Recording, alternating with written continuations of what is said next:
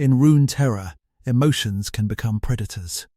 A private fear can attract an Azakana, repeated suffering can shape a powerful demon, and the oldest feelings of living creatures belong to beings remembered as the 10 Kings. Between those two extremes lies an entire hidden order of spirits.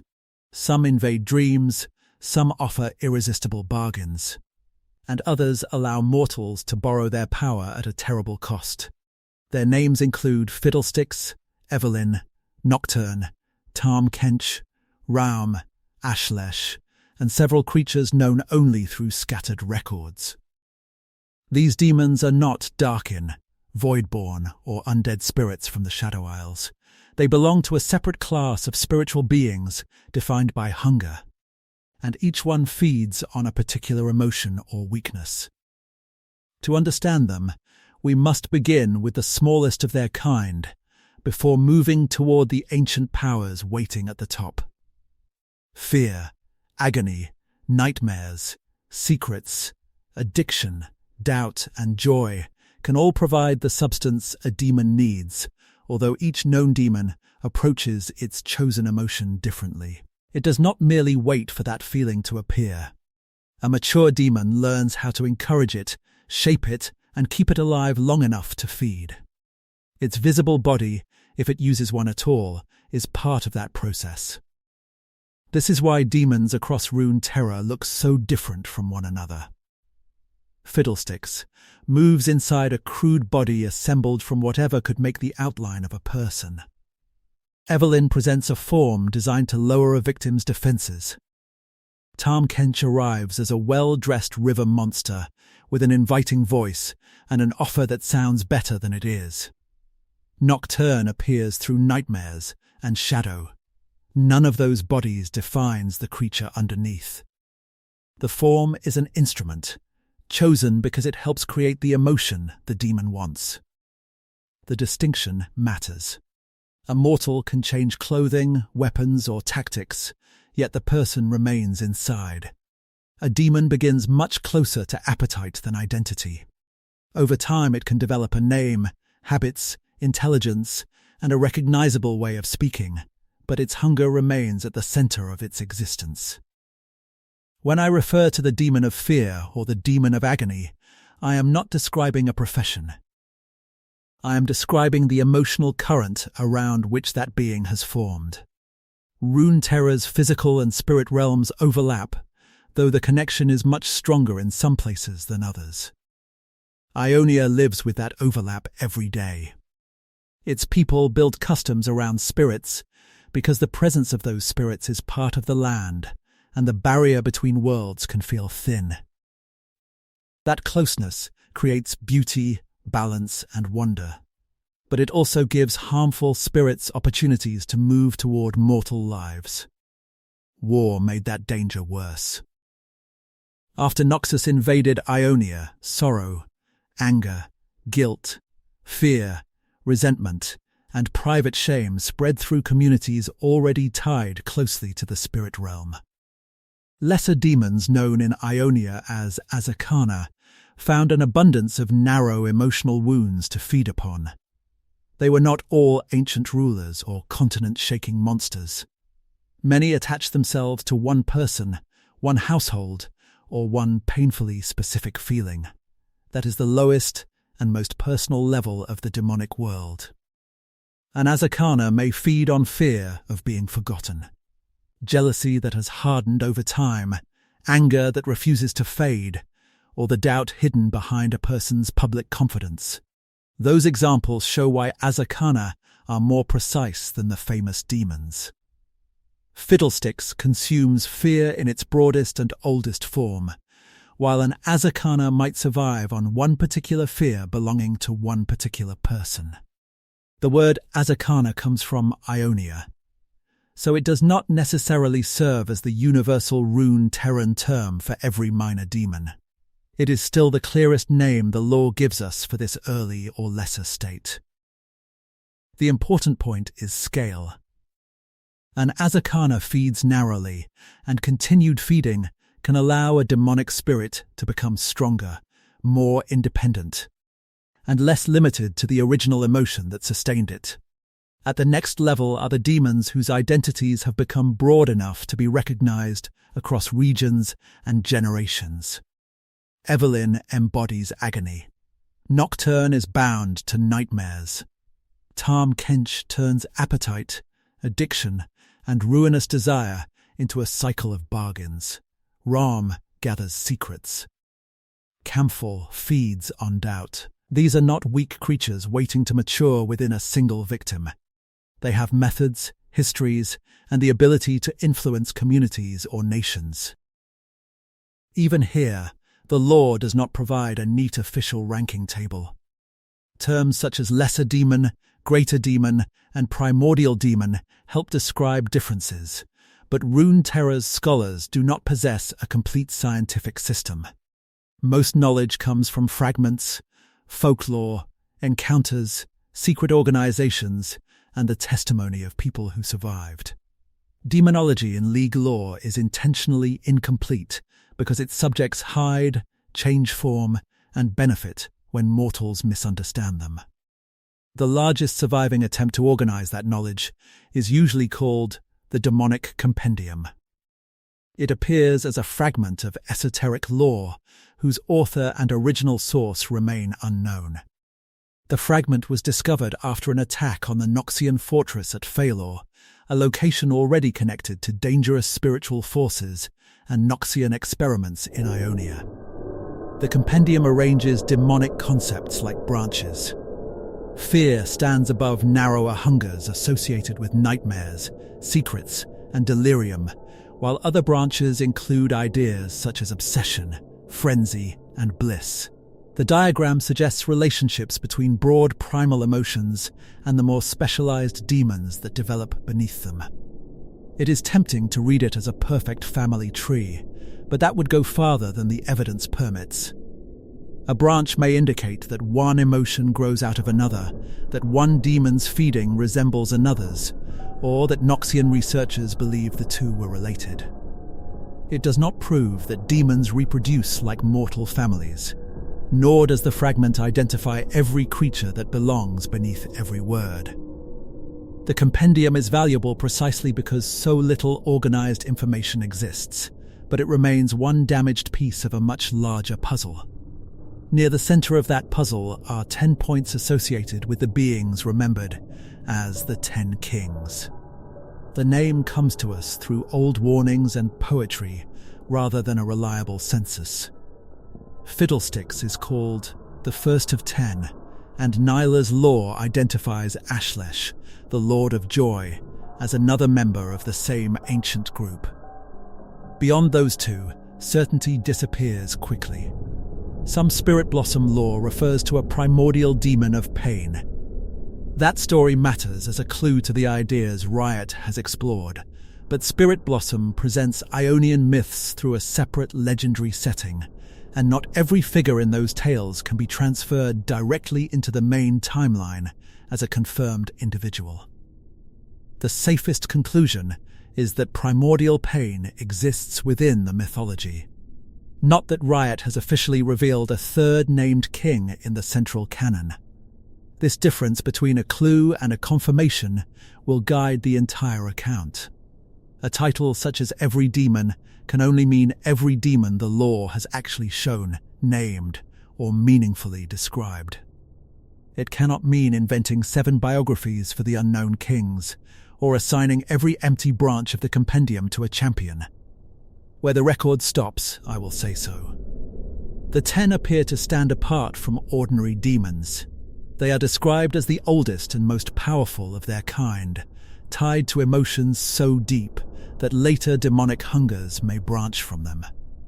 Fiddlesticks is not merely one frightening spirit among many. Its biography connects it to the first terrible scream of creation, presenting fear as something that awakened with life's earliest capacity to feel terror. Ashlesh follows the same primordial pattern from the opposite emotional direction. Joy sounds gentle beside fear, but a demon does not represent an emotion at its healthiest. Ashlesh pushes joy toward compulsion, delirium, and obsession until every other feeling is crowded out. Nilah can draw upon that power, yet the price shows why a supposedly positive emotion can become destructive when nothing else is permitted to exist. This gives the 10 a more unsettling identity than a council of 10 monsters sitting on literal thrones. They represent foundations. If the compendium's broad structure is accurate, later demons occupy narrower paths beneath primal emotional sources. Nocturne's nightmares can be understood beneath fear, just as secrets may grow dangerous because of the fear surrounding discovery, concealment, and truth. Even that relationship should not be overstated. Raum does not serve Fiddlesticks in any confirmed story, and Nocturne does not call the ancient fear its ruler. The branches describe demonic concepts more confidently than political allegiance. Demons compete, consume, bind, and exploit one another, so a clean kingdom with obedient ranks would not fit what the stories actually show. Mortals have found several ways to survive them, though no single method works in every case. Spiritual discipline can expose or repel a spirit. True names carry power over Azakana in Yone's story. Certain enchanted weapons can reach creatures that ordinary steel cannot. Petricite can interact with magic in ways that make it useful to Demacian demon hunters. And powerful magic such as Lux's light can break a demon's hold. Binding is another option, but it creates its own danger. Noxus has repeatedly treated demons as resources. Mordekaiser once forced demonic beings into service. The Black Rose experimented with powers it hoped to control. Swain took the secrets of Raum and built them into the way he governs an empire. Annie carries an intimate connection to Tybaulk through Tibbers. Nilah's entire discipline is built around using Ashlesh without allowing the Lord of Joy to become free. Every one of those relationships raises the same uncertainty. Control may protect the mortal, or it may simply give the demon a new route into the world. Swain appears to command Raum, but his vision of Noxus now depends on demonic knowledge. Nilah performs prayers and rituals because control requires constant effort. Annie's bond is shaped by childhood, magic, family secrets, and a power much older than she understands. The answers vary because demonic bindings vary. A prisoner can be sealed, a name can be used like a lock. A vessel can contain a spirit, and a human can force a demon's power into service. None of these arrangements erases the hunger beneath them. At best, the hunger is directed, limited, or denied. This is the broad shape of demonology before the individual stories begin. At the bottom are narrow hungers that can become Azakana. Above them stand developed demons with recognizable emotional domains. Beyond them are the primordial beings remembered as the 10 Kings, of whom only Fiddlesticks and Ashlesh are clearly identified in the main canon. The hierarchy is incomplete by design, and the missing spaces are not a flaw that needs to be filled with fan theories. They are evidence of how little Runeterra knows. The first named creature in this account proves that point better than any other. Because civilizations have remembered it for ages, without understanding what it is. Fiddlesticks has carried many names, but none of them seems to be a normal personal name. The word sounds like something frightened people might call a shape in a field, a warning passed from one village to another until the warning becomes a nursery tale. Behind that tale waits the entity known as the Ancient Fear. Its biography describes a being so old that ordinary magical knowledge cannot place it. Stories claim it emerged with the first scream of creation, a demon before demons were known. That phrasing does not supply a measurable age, and it should not be converted into a precise number of years. It establishes something more useful. Fear is presented as nearly as old as life's awareness of danger. Fiddlesticks does not possess one permanent scarecrow body. At the center of its physical presence is a demonic power contained within a crude frame, surrounded by cloth, metal, rope, and farming tools. The result resembles a person only from far away. That imperfect imitation works because its prey tries to understand the silhouette before realizing that the silhouette is moving. The body also reflects the creature's behavior. Fiddlesticks imitates without truly becoming human. It repeats voices, cries, warnings, and final fragments of speech, using sounds that already carry fear for the listener. The imitation is not conversation. It is bait, and it is also a demonstration that the demon has learned what terror sounds like in the people it hunts. Other demons persuade. Fiddlesticks rarely needs to. By the time it chooses a victim, uncertainty has often prepared the ground. A missing traveller, a distant noise, an abandoned farm, or a rumour moving between villages can create fear before the creature appears. Fiddlesticks gathers where paranoia is already thick, then turns expectation into certainty. Its current activity is associated most strongly with the rural edges of Demacia. That location creates a sharp contrast. Demacia presents itself as a kingdom of order, bright stone, military discipline, and suspicion toward uncontrolled magic. Fiddlesticks does not challenge that image by marching against its walls.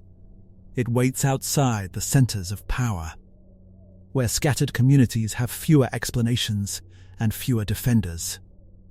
The ancient fear is called the First of 10, but first does not automatically mean strongest. It may refer to age, emergence, placement in an old poem, or the order in which the kings were remembered. Riot has not supplied a complete comparison between all 10 primordial demons, so any confident list ranking them would be speculation. What is clear is that Fiddlesticks differs from the younger emotional predators. Evelynn became more defined through the suffering of the Rune Wars. Nocturne's history is linked to mortal experiments with shadow magic. Fiddlesticks is described as already ancient beyond useful memory. Where other demons have origins connected to Runeterra's recorded disasters, the ancient fear belongs to the beginning of the idea. The old Demacian warning about 10 kings gives Fiddlesticks a strange position. 9 rulers are imagined with crowns, while the first is presented without one. That detail has inspired years of theories, but the text does not explain it. A crown could represent rule, imprisonment, identity, or simply the rhythm of the poem. Preserving the image without pretending its meaning has been solved is the responsible answer. Fiddlesticks also appears to recognize demonic names or domains through its in-game speech. Those fragments helped players connect agony, nightmares, secrets, and other hungers to specific beings. Voice interactions can reveal canon information, though they still arrive as broken mimicry from a creature that does not explain itself. They are clues, not a narrated encyclopedia. Against living prey, Fiddlesticks has one overwhelming advantage. It does not need the same fear from everyone. One person fears abandonment, another fears failure, and another fears a memory returning. The primordial domain is broad enough to meet each victim separately. A lesser demon might spend years cultivating one weakness, while Fiddlesticks can draw upon fear itself. That flexibility explains the title Voice Eater. It gathers more than sound. Every borrowed voice carries a relationship, a warning, or a moment that the listener recognizes. The creature turns memory into an opening, then lets the victim's own mind complete the terror. There is no confirmed account of Fiddlesticks ruling the other demons in the manner of a monarch. The word king comes from mortal tradition, and the compendium's branches do not prove obedience. If anything, Fiddlesticks behaves like a solitary natural disaster. It does not build an army or demand worship. It arrives, feeds, and leaves stories behind, nor do the stories confirm that it is searching for the other 9 in order to awaken them. That idea fits the imagery of the Ten and has become popular in theories, but it remains a theory. The ancient fear's known motivation is much simpler. Fear draws it, and fear sustains it. The simplicity makes Fiddlesticks difficult to defeat in any lasting sense. A kingdom can destroy a body assembled from farm tools, yet the body is not the whole being. Unless the demonic essence is banished, sealed, or otherwise contained, broken material can be replaced. Fighting the visible scarecrow addresses the shape, while the real threat lives in the power using it. Demasia's distrust of magic offers both protection and weakness. Petricite and trained hunters can interfere with supernatural forces, but denial leaves isolated people without language for what they encounter. A threat treated as superstition can feed for a long time before authorities admit it is real. Fiddlesticks introduces 3 rules that return throughout demon lore. A demon's body is not necessarily its true form.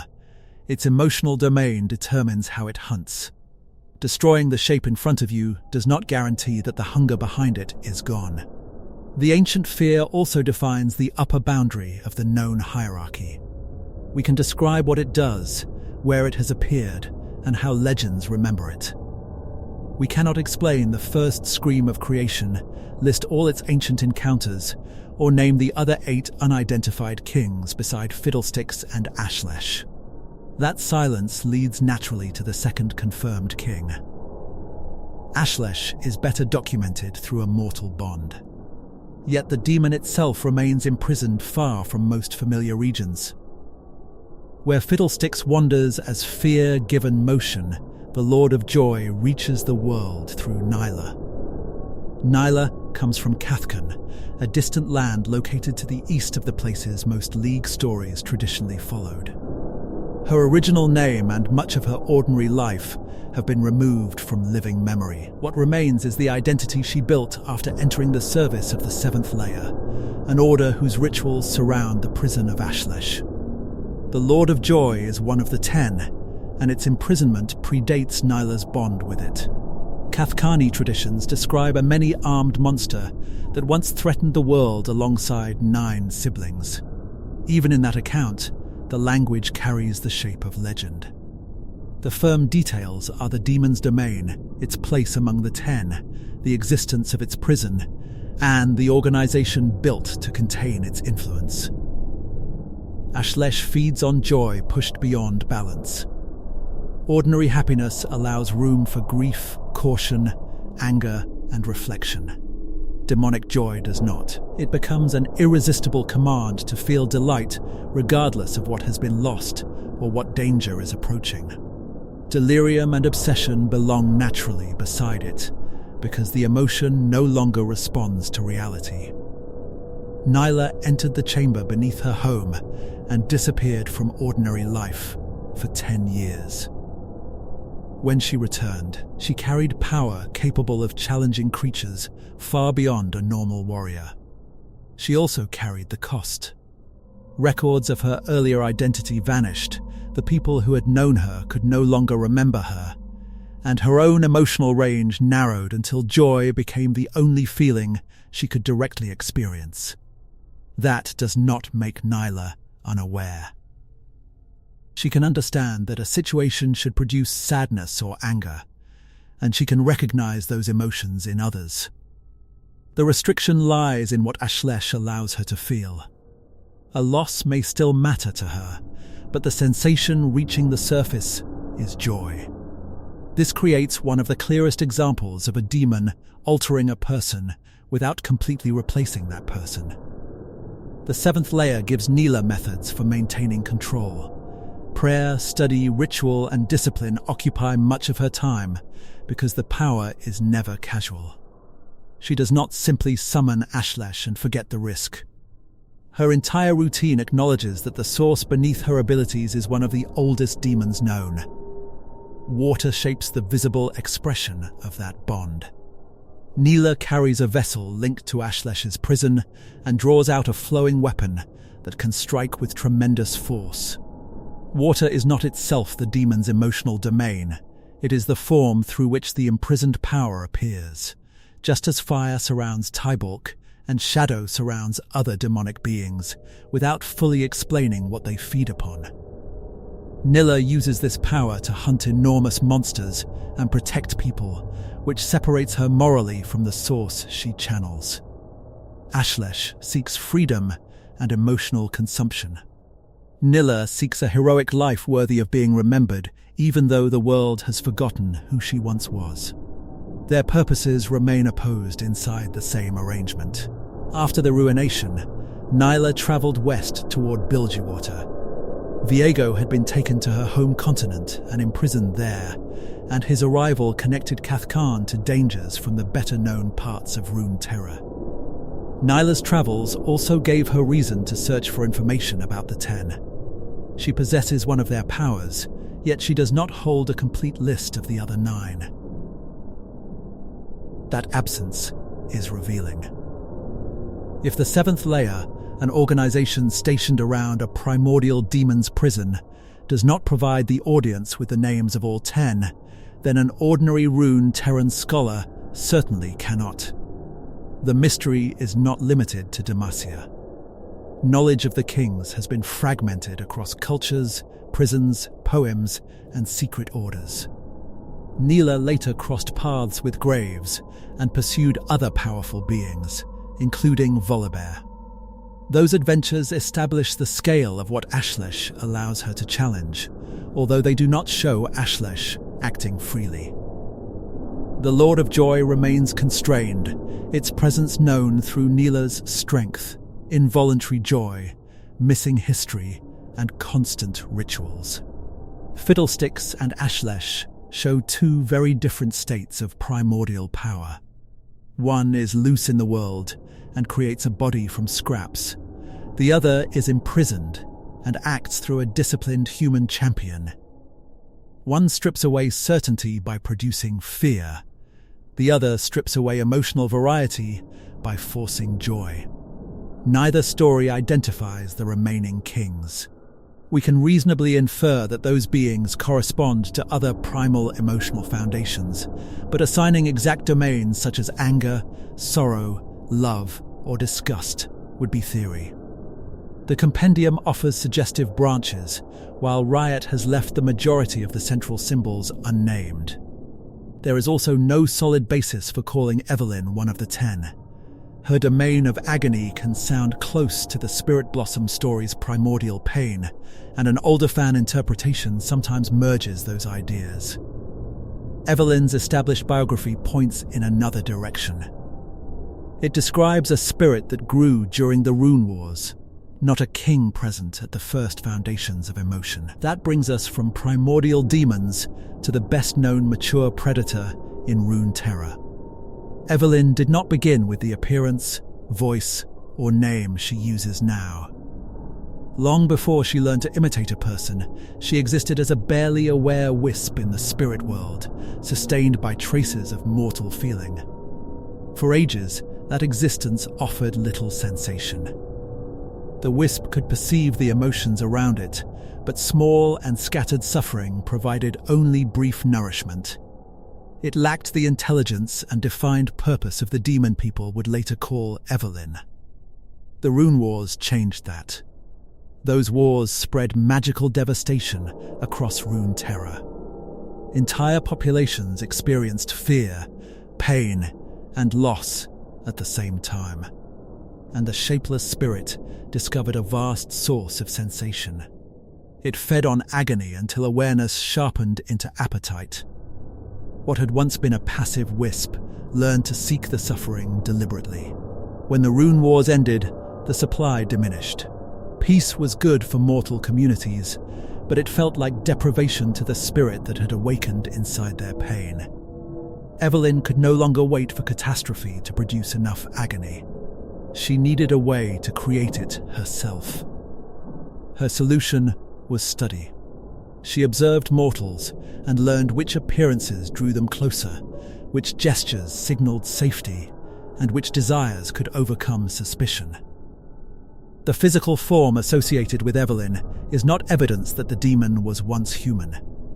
It is a lure designed by a spirit that watched human behavior until it understood how to invite trust. The name may be equally constructed. Demons collect titles and identities because a recognizable surface helps them move through mortal society. Underneath that surface, Evelynn remains a spirit shaped by the agony she consumes. Unlike Fiddlesticks, Evelynn does not want fear to drive a target away. She wants anticipation to bring the person nearer. The emotional turn matters. Confidence becomes uncertainty, attraction becomes alarm, and the victim realizes too late that the meeting was designed around suffering. Evelynn feeds on that agony rather than the desire that opened the door. This is why calling her a demon of desire alone misses the central point. Desire is her method. Agony is her food. Her most useful appearance may change according to the person she chooses, because the demon's goal is not to satisfy a fixed mortal preference. It is to create a convincing invitation. Evelynn's ability to shape herself also explains why her familiar form should not be treated as a biological body. It is the image she uses most often, held together by magic and intent. When concealment is no longer necessary, the demon can reveal traits better suited to control and attack. Her relationship with Vayne shaped both characters for years. In Vayne's long-established history, a demon killed her parents, leaving the young Dalmatian to devote her life to hunting supernatural creatures. Later lore connected that demon to Evelynn, giving the Night Hunter a specific enemy inside the larger demonic world. The 2026 Pandemonium storyline returned to that history and revised parts of its presentation. Riot removed or replaced older biographical material as Vayne received new motion comics, while the season followed her beyond Demacia during a new outbreak of demonic activity. Those events are the most recent layer of canon and should not be mixed carelessly with details from a biography that Riot may have retired. In What We Fear, Vayne returns home after receiving a letter connected to her past. The story exposes occult secrets surrounding the families involved and places her emotional wounds at the center of a demonic trap. Evelynn's role is no longer confined to an old crime described in a biography. The demon uses Vayne's accumulated grief, anger, and obsession as material for a new form of control. The following chapter, What We Face, pairs Vayne with Corvin Locke, the Ashen Exorcist. Locke does not regard demons as the original source of human darkness. His official biography states that they are the consequence of it. That idea matches the entire demon system. Mortal emotion creates the conditions, and a demon turns those conditions into food. Vayne's demonic corruption in Pandemonium should not be mistaken for proof that she has become a new species or joined the Ten. It is possession and transformation within a current storyline. Evelynn remains the established demon behind the conflict, while Vayne becomes the host and battlefield. Locke's arrival in 2026 expands demon hunting beyond the older examples of Vayne, Yone, Shen, and specialized orders. He descends from Dalmatian occultists and uses forbidden rites as well as purpose-built weapons. His methods expose corruption inside a soul, placing him closer to an exorcist than a conventional monster hunter. The Pandemonium season also confirms how unstable the border between human emotion and demonic influence can become. Vayne spent years defining herself through the destruction of monsters. That certainty did not make her immune. Her unresolved feelings gave Evelynn precisely the opening a demon of agony would understand. Evelynn's current story completes a long circle. The demon once learned to manufacture pain because peace after the Rune Wars left too little suffering to consume. In Vayne, she found a person whose life had already been reorganized around the pain Evelynn caused. Instead of choosing a stranger, the demon returned to consequences that had been growing for years. That relationship is unusually personal for Evelynn, but the demon does not operate alone in every source. Legends of Runeterra introduced several lesser demons around her: Vora, Salter, Steam, Domination, Solitude, and Eris. Their stories show a loose demonic circle built around rivalry, service, appetite, and the remains called husks. These followers should not all be assigned precise emotional domains merely because their names sound suggestive. Domination is associated with control and chooses powerful people who secretly wish to surrender it.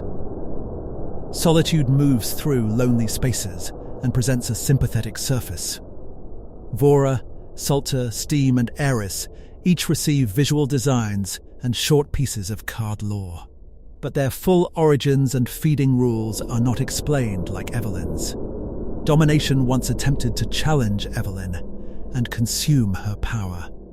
The result left the lesser demon bound beneath a stronger mistress. That incident establishes a rule the compendium cannot show: demonic relationships can be predatory in both directions. A demon may feed on mortals, but it may also seek strength from another demon and lose its freedom in the attempt. Evelynn releases these servants when it suits her. They spread across different regions and use different disguises, proving that agony does not require one repeated hunting pattern.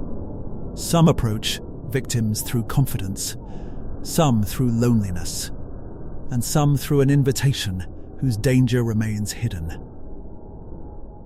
Their victims can leave behind husks, empty remnants used in Legends of Runeterra to represent what remains after demonic feeding. The card game turns that idea into a gameplay system, but the lore behind it is more important here. Demons do not always consume in one instant. They hollow out the emotional life, sustaining their prey until very little of the former person remains. Eris has a special place in this group because her story is tied to domination. The connection reinforces that lesser demons possess alliances and rivalries of their own, even when the available lore consists of a few lines around card art. A complete account should include those names without stretching a sentence of flavor text into an invented biography. Vora appears as a hunter, moving through the Shadow Isles, a region already crowded with spirits shaped by the black mist. Her presence there makes an important distinction visible. A demon and a wraith can occupy the same haunted setting without sharing an origin. The black mist binds the dead to undeath, while Vora belongs to the emotional predators that existed independently of the ruination. Salter hunts through invitation and appetite, using social trust rather than open pursuit. Steam relies on another set of signals, and Solitude finds vulnerability in isolation. Taken together, the group resembles a collection of specialized approaches orbiting Evelynn's broader domain. None of them equals Evelynn's historical scale. She awakened through suffering spread across the Rune Wars and developed a method that can adapt to countless individuals. Her servants appear narrower, closer to personal hungers than continental catastrophe. That difference helps place them between Azakana and the famous major demons without requiring a rigid numerical rank. Evelynn also gives us the clearest case of a demon teaching itself how to become recognizable. Fiddlesticks imitates people badly because a near-human outline intensifies fear. Evelynn imitates them beautifully because success depends on lowering suspicion. The contrast comes from appetite, not artistic preference. Peace remains her enemy in a way it is not for Fiddlesticks. Fear can exist during calm years, especially along isolated borders. Agony also exists in ordinary life, but the vast sensation Evelynn discovered during war established the standard she keeps trying to recover. Every individual hunt is a smaller attempt to recreate that abundance. This has led to another unsupported theory that must be left aside: the idea that Evelynn deliberately tries to begin every major war in Runeterra. Her biography says she longs for widespread suffering, and chaos would certainly feed her. It does not show her secretly causing each recorded conflict. Desire for an outcome is not proof of responsibility for all events producing it. The same restraint applies to her connection with the primordial pain mentioned in Spirit Blossom. Agony and pain overlap, but similar emotional domains do not make two figures identical. Ashlesh's joy branches into harmful extremes without making every demon associated with bliss another name for Ashlesh. Demonic categories can echo one another. By the end of Evelynn's account, 3 levels are visible. Ashlesh represents a primal foundation imprisoned behind a disciplined order. Evelynn represents a mature demon that developed during mortal history. Her named associates represent lesser, specialized predators capable of disguises and independent plans. The next major demon developed from another historical disaster. Where Evelynn fed on the suffering surrounding the Rune Wars, Nocturne arose from what mages did when they pushed shadow magic into the spirit realm. The result made sleep itself into a hunting ground. The Rune Wars did more than produce open suffering. They encouraged mages to seek weapons and methods that normal limits would have forbidden. Some entered the spirit realm through shadow magic and learned to separate themselves from their bodies, moving through darkness in ways that offered enormous strategic value. Repeated use carried a cost. The magic affected the minds of those who practiced it, spreading fear and suspicion, while the boundary between waking thought and nightmare weakened. Nocturne formed within that corruption. Its existence is tied not only to the emotion of fear, but to the specific experience of nightmares made predatory. This origin makes Nocturne younger and narrower than Fiddlesticks.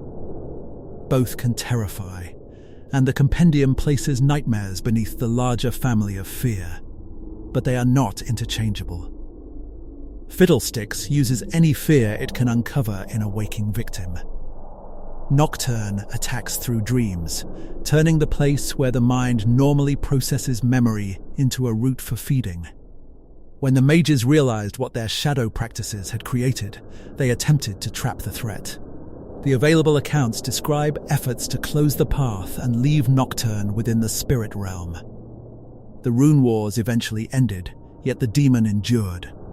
A being shaped from recurring nightmares did not disappear simply because the experiment stopped. Nocturne learned to reach across the boundary.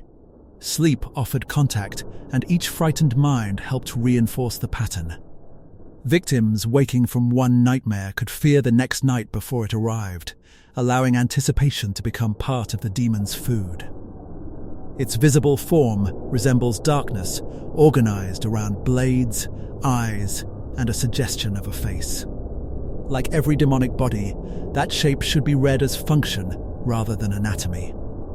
Nocturne does not need legs to walk through a dream, and it does not need a human mouth to communicate fear. The form represents pursuit within a space where ordinary physical rules have loosened. One of its most important appearances occurs around Fossbarrow in Demacia. The story for Demacia follows disturbances that ordinary soldiers cannot explain. People suffer shared nightmares and behave under an influence that conventional weapons cannot easily reach. Garen and Lux become central because the danger tests Demacia's public rejection of magic against a threat that magic may be needed to stop. Lux's light can disrupt Nocturne's hold. That does not make light a universal cure for every demon, but it proves that sufficiently strong magic can reach an entity whose main attack takes place through the mind and spirit. Garen's courage and training remain valuable, while the encounter shows the limit of treating every threat as something armor and steel can settle. The Fossbarrow event also demonstrates how a demon can become communal. Nocturne does not remain inside one person's private dream. Fear passes through a settlement as people compare experiences, mistrust their own senses, and wonder who may be controlled. A shared nightmare produces waking suspicion, giving the demon influence on both sides of sleep. Nocturne's link to shadow magic connects it loosely to Zed and the forbidden techniques used by the Order of Shadow. That connection should be stated carefully. Zed is not confirmed as Nocturne's servant, and Cain does not carry Nocturne in the way Annie carries Tybaulk or Swain controls Raum. Similar magic can touch the conditions from which a demon formed without creating a direct personal bond. This distinction prevents the demon category from swallowing every shadow-themed character. Runeterra contains many forms of darkness. The Black Mist, the Void, Celestial Night, Mortal Shadow techniques, and demonic nightmares can overlap visually while remaining separate forces. Nocturne has no confirmed mortal master. It is not imprisoned inside a weapon or directed by an order. Its survival depends on repeated access to frightened dreamers, making it an independent predator more like Evelynn than Raum or Tybaulk. The demon's title, the Eternal Nightmare, describes the cycle rather than proving literal invincibility. No story has shown a final destruction of its essence. Mortals can repel it, escape it, and break individual possessions. But the source remains able to return. Nightmares also provide a clear example of a demonic domain growing out of a primal one. Every nightmare may contain fear, but not every fear is a nightmare. That narrower territory gives Nocturne recognizable methods and limitations. It excels when a mind is asleep, uncertain, and separated from ordinary defenses. The branch towards secrets follows a different path. A secret can create fear because someone worries about discovery, because hidden knowledge threatens power, or because the truth itself is dangerous. Raum, the demon associated with secrets, turns that hidden layer into information a mortal ruler can use. Before reaching Raum, however, the other famous independent demon needs attention. Tahm Kench does not wait in dreams and does not pursue victims through open terror. He approaches with courtesy, patience, and a bargain designed to convert desire into ruin. Tahm Kench is known by many names across Runeterra. The River King is the most familiar, while regional stories remember titles such as Two Coats, Old Yone Belly, and the Great Waddler. The variety suggests that he has travelled widely and allowed different cultures to preserve different versions of the same warning. His emotional domain is often summarized as addiction, though greed, appetite, and compulsive desire all shape his stories. He finds what a person wants, offers a path toward it, and keeps offering more until satisfaction becomes dependence. The bargain works because Tahm does not demand everything at the beginning. That patience separates him from a simple trickster. A single dishonest deal would create one victim. Tahm Kench builds a pattern in which every reward increases the need for another. By the time the cost becomes obvious, the person's previous life has been reorganized around what the River King provides. The story A Gambler's Tale presents this pattern through a man whose desire for success and risk draws the demon close. Tahm offers possibility in a voice that sounds reasonable, then lets appetite do most of the work. The victim participates in each step, which allows the demon to frame ruin as the natural result of an agreement. Tahm's enormous mouth and endless hunger turn the metaphor into physical form. He consumes food, wealth, promises, and eventually the people trapped by their own bargains. Yet eating a person is not the beginning of his process. The real feeding starts earlier, when want becomes need and need begins destroying every boundary around it. Bilgewater fits him especially well. The port draws gamblers, sailors, merchants, criminals, and desperate people hoping one successful voyage will change everything. Fortunes rise and disappear quickly, while unfamiliar travelers can offer opportunity without anyone checking where they came from. Tahm Kench thrives, where risk already feels normal. He is not limited to Bilgewater. Rivers cross regions, trade carries stories, and every culture has people willing to exchange tomorrow for one more advantage today. His many names show how the same appetite can wear local language without changing its nature. The River King's polished clothing and formal speech are part of the lure. Fiddlesticks fails to imitate humanity because failure produces alarm. Tahm performs manners because a bargain needs the appearance of rules. The victim must believe there is a reliable agreement long enough to keep accepting its benefits. His promises are not necessarily false in the simplest sense. A demon of addiction can grant what someone requests and still guarantee ruin. Receiving the desired object strengthens dependence, making the next request easier to predict. The trap lives in the sequence, not only in a hidden clause. Tahm Kench is sometimes called a demon of greed, but greed alone is too narrow. A person can become addicted to victory, admiration, comfort, risk, or the feeling of being rescued. The River King studies hunger in all its forms, then chooses the offer that will be hardest to refuse twice. This places him near the compendium's ideas of obsession and perhaps other specialized branches. But Riot has not printed a single official chart labeling his exact position beneath one king. The safest wording is that his domain concerns addiction and insatiable appetite, not that he has been proven to descend from one specific primordial entity.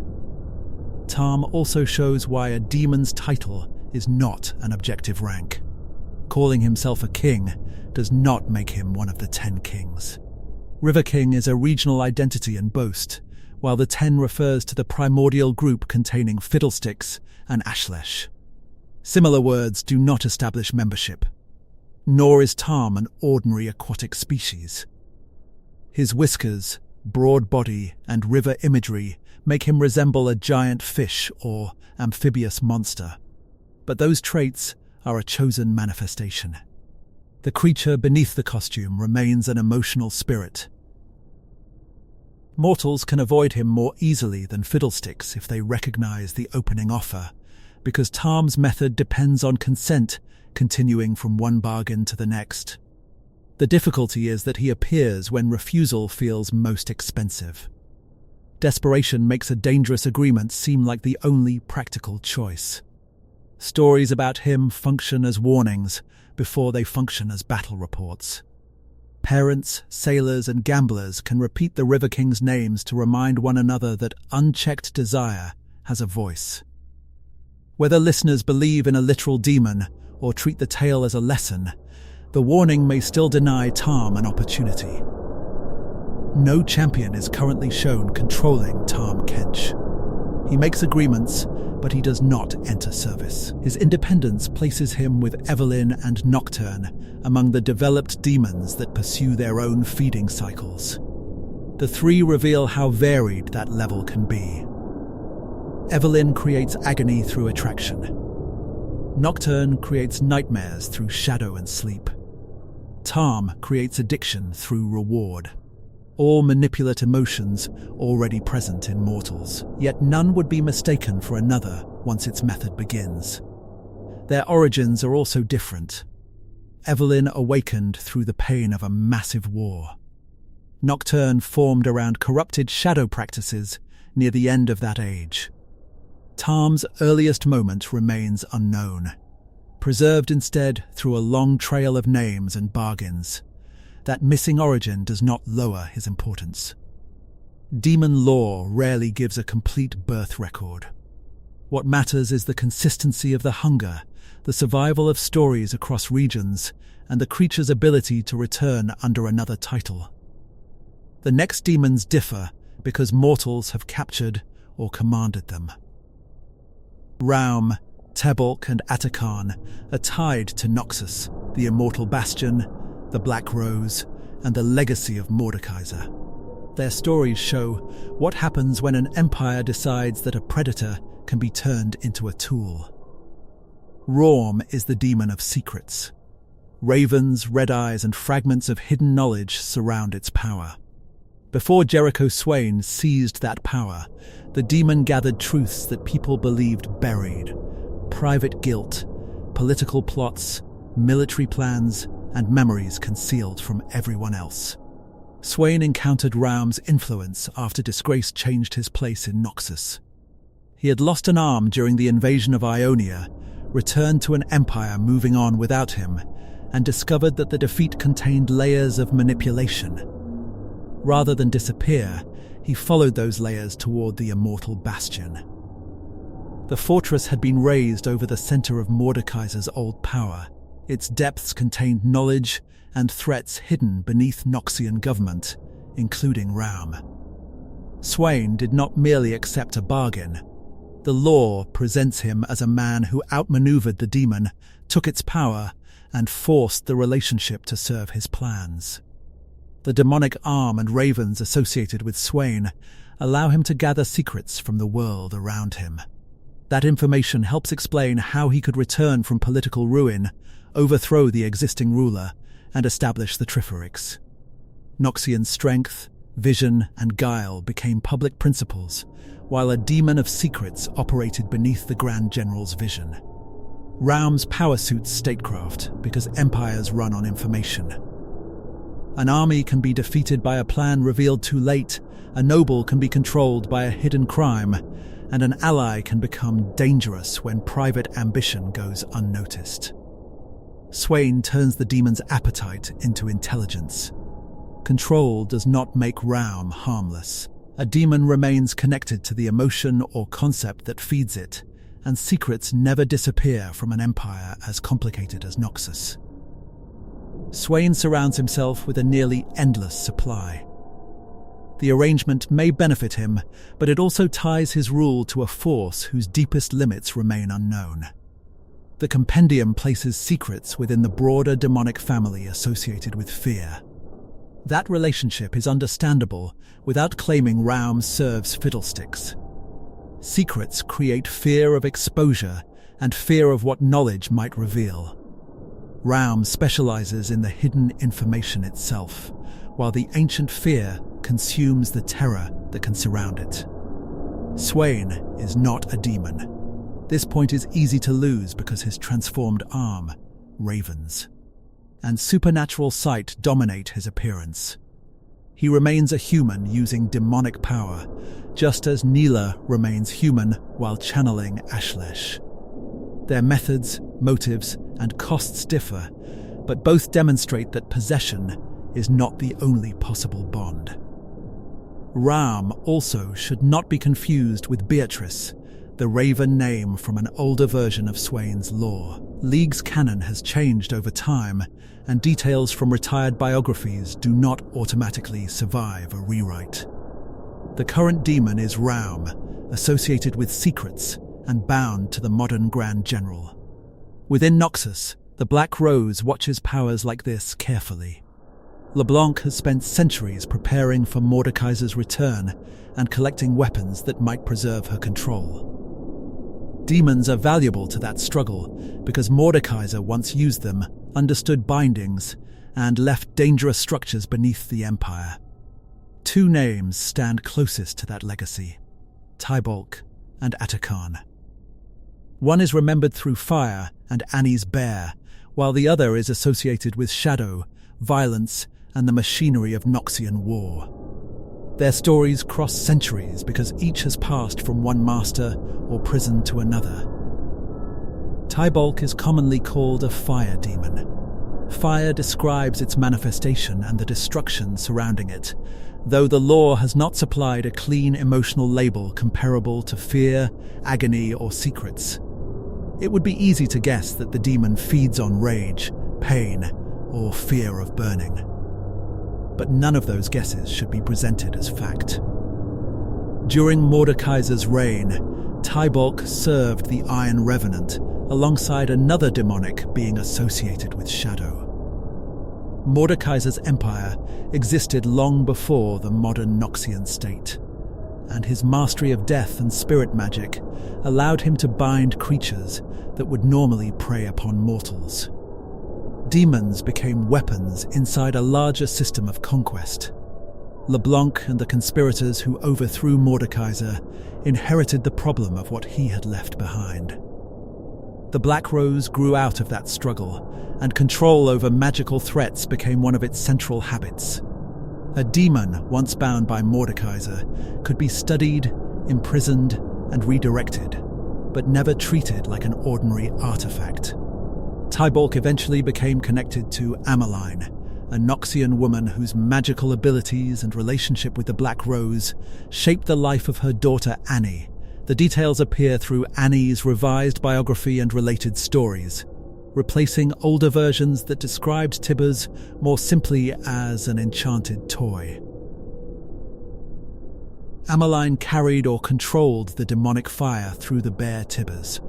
The stuffed animal offered a small, harmless shape for something far more dangerous. When Annie inherited both extraordinary fire magic and the bear, the old binding moved into the hands of a child who did not know the full history surrounding it. This does not mean Tibbers is merely Tybaulk's natural body. The bear is a vessel and manifestation. Annie can call forth a huge burning protector through it, while the demon's essence belongs to a longer chain of Noxian bindings. Annie's emotional connection to Tibbers complicates the arrangement. She does not regard the bear as a prison holding an ancient weapon. It is a treasured companion tied to her mother and to the security she seeks after loss. That attachment gives the vessel meaning beyond the Black Rose's original plans. Tybaulk's power answers Annie with immense force, yet the lore has not confirmed that she consciously commands every part of the demon through formal ritual. Her natural magic, her feelings, and the inherited vessel operate together. This makes the bond less deliberate than Nilah's training and less politically calculated than Swain's control of Raum. The result can still be effective. Annie survives dangers that would overwhelm an ordinary child, and Tibbers responds when she is threatened or enraged. The protection, however, comes from a demonic being whose old service to Mordekaiser and later capture by occultists prove that its story extends far beyond her understanding. The Black Rose's attempts to recover Annie, or the power around her, show that Tybaulk remains valuable. LeBlanc's organization collects advantage against supernatural enemies, and a fire demon previously controlled by Mordekaiser represents both a weapon and a clue to his methods. Tybaulk also warns against assuming that a visible element equals emotional food. Demons need emotion, but their magic can express itself through fire, water, shadow, teeth, or blades. Ashlesh manifests through water while feeding on joy. Nocturne uses shadow while feeding on nightmares. Tybaulk's flame does not tell us enough to name its hunger. Atakhan carries the same uncertainty. Older lore and Legends of Runeterra material identify him as a powerful entity associated with shadow and tied to Mordekaiser's former servants. Modern League brought Atakhan directly onto Summoner's Rift as an epic monster during the 2025 Noxian season, greatly increasing his visibility without answering every question about his demonic classification. The title, Bringer of Ruin, and the forms connected to bloodshed present Atakhan as a force drawn toward violence. In gameplay, his appearance responded to the amount of conflict in a match, producing different forms. Gameplay systems are not always literal canon, but the design reinforces the lore's association between Atakhan and accumulated bloodshed. Within Noxian history, the Black Rose attempted to use or summon him. The organization's interest again reaches back toward Mordekaiser. Anything once held in his service could reveal how he controlled spirits, and anything powerful enough to threaten armies might become useful when he returns. Atakhan does not have a confirmed emotional title such as Demon of Bloodshed, in the same formal manner that Raum is the Demon of Secrets. Descriptions connect him to shadow, violence, and ruin, but the exact source of his nourishment remains uncertain. Selecting a dramatic label would conceal rather than resolve that uncertainty. His presence in the 2025 season also demonstrates how League's ongoing narrative can move a previously card-based or background creature into the center of the game. Lore classifications may become clearer in later stories, and any account made now has to distinguish current confirmation from plausible interpretation. Mordekaiser's control over Tybaulk and the Shadow Demon gives us another way to understand demonic power. He did not need to share their hunger. He mastered systems of binding and domination strong enough to override it. That achievement says as much about Mordekaiser as it does about the demons. Modern Noxus inherited fragments rather than full mastery.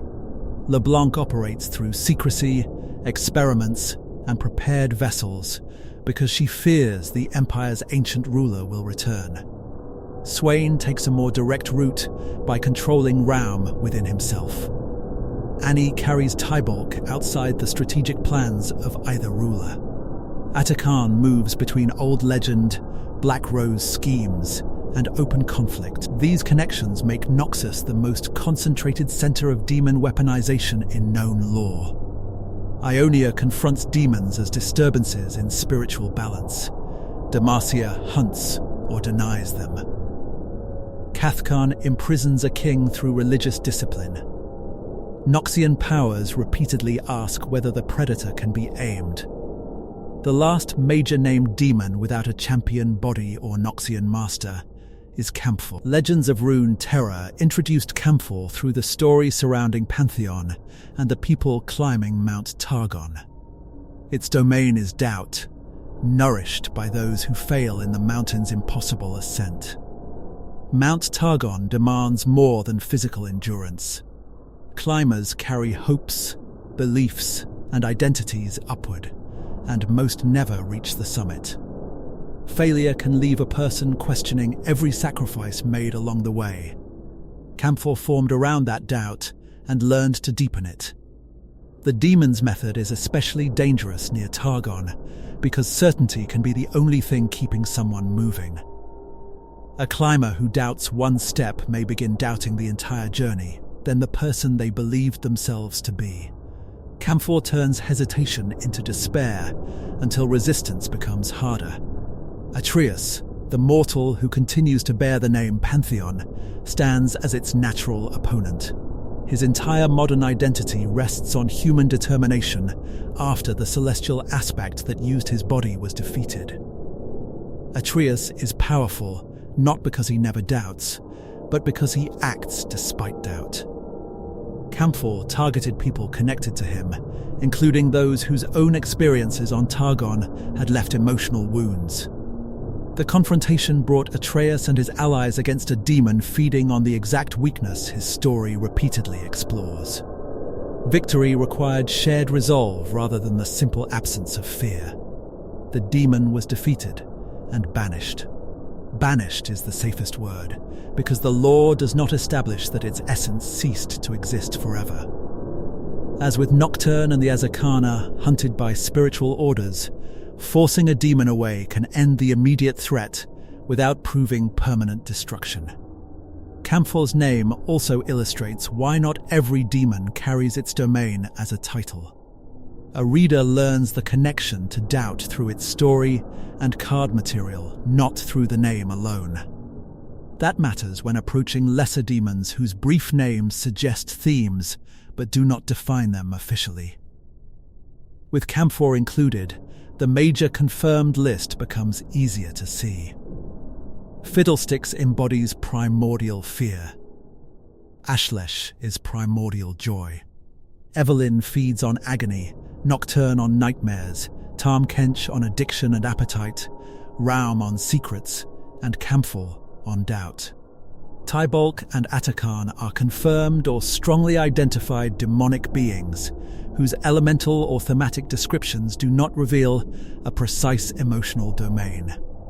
Around them stand Evelynn's named associates, the Azakana of Ionia, and a handful of spirits whose classification remains debated.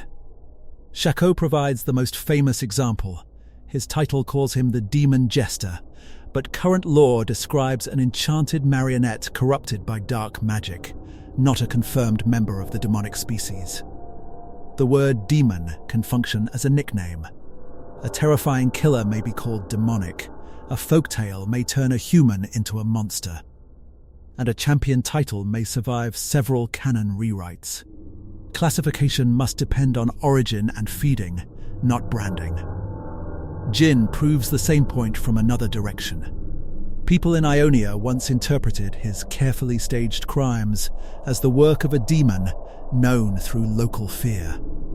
He is human. The misunderstanding tells us how familiar demon stories are in Ionia, but it does not place Jin in the hierarchy. Spirit Blossom characters require equal care. The skin line presents Ionian traditions about spirits after death, with champions cast into roles such as obsession, temptation, despair, anger, salvation, and loss. Those roles enrich Runeterra's spiritual mythology, yet Spirit Blossom Thresh is not evidence that the main timeline Thresh belongs to the same species as Evelynn. Thresh in the central canon is a human jailer transformed by the ruination and the black mist.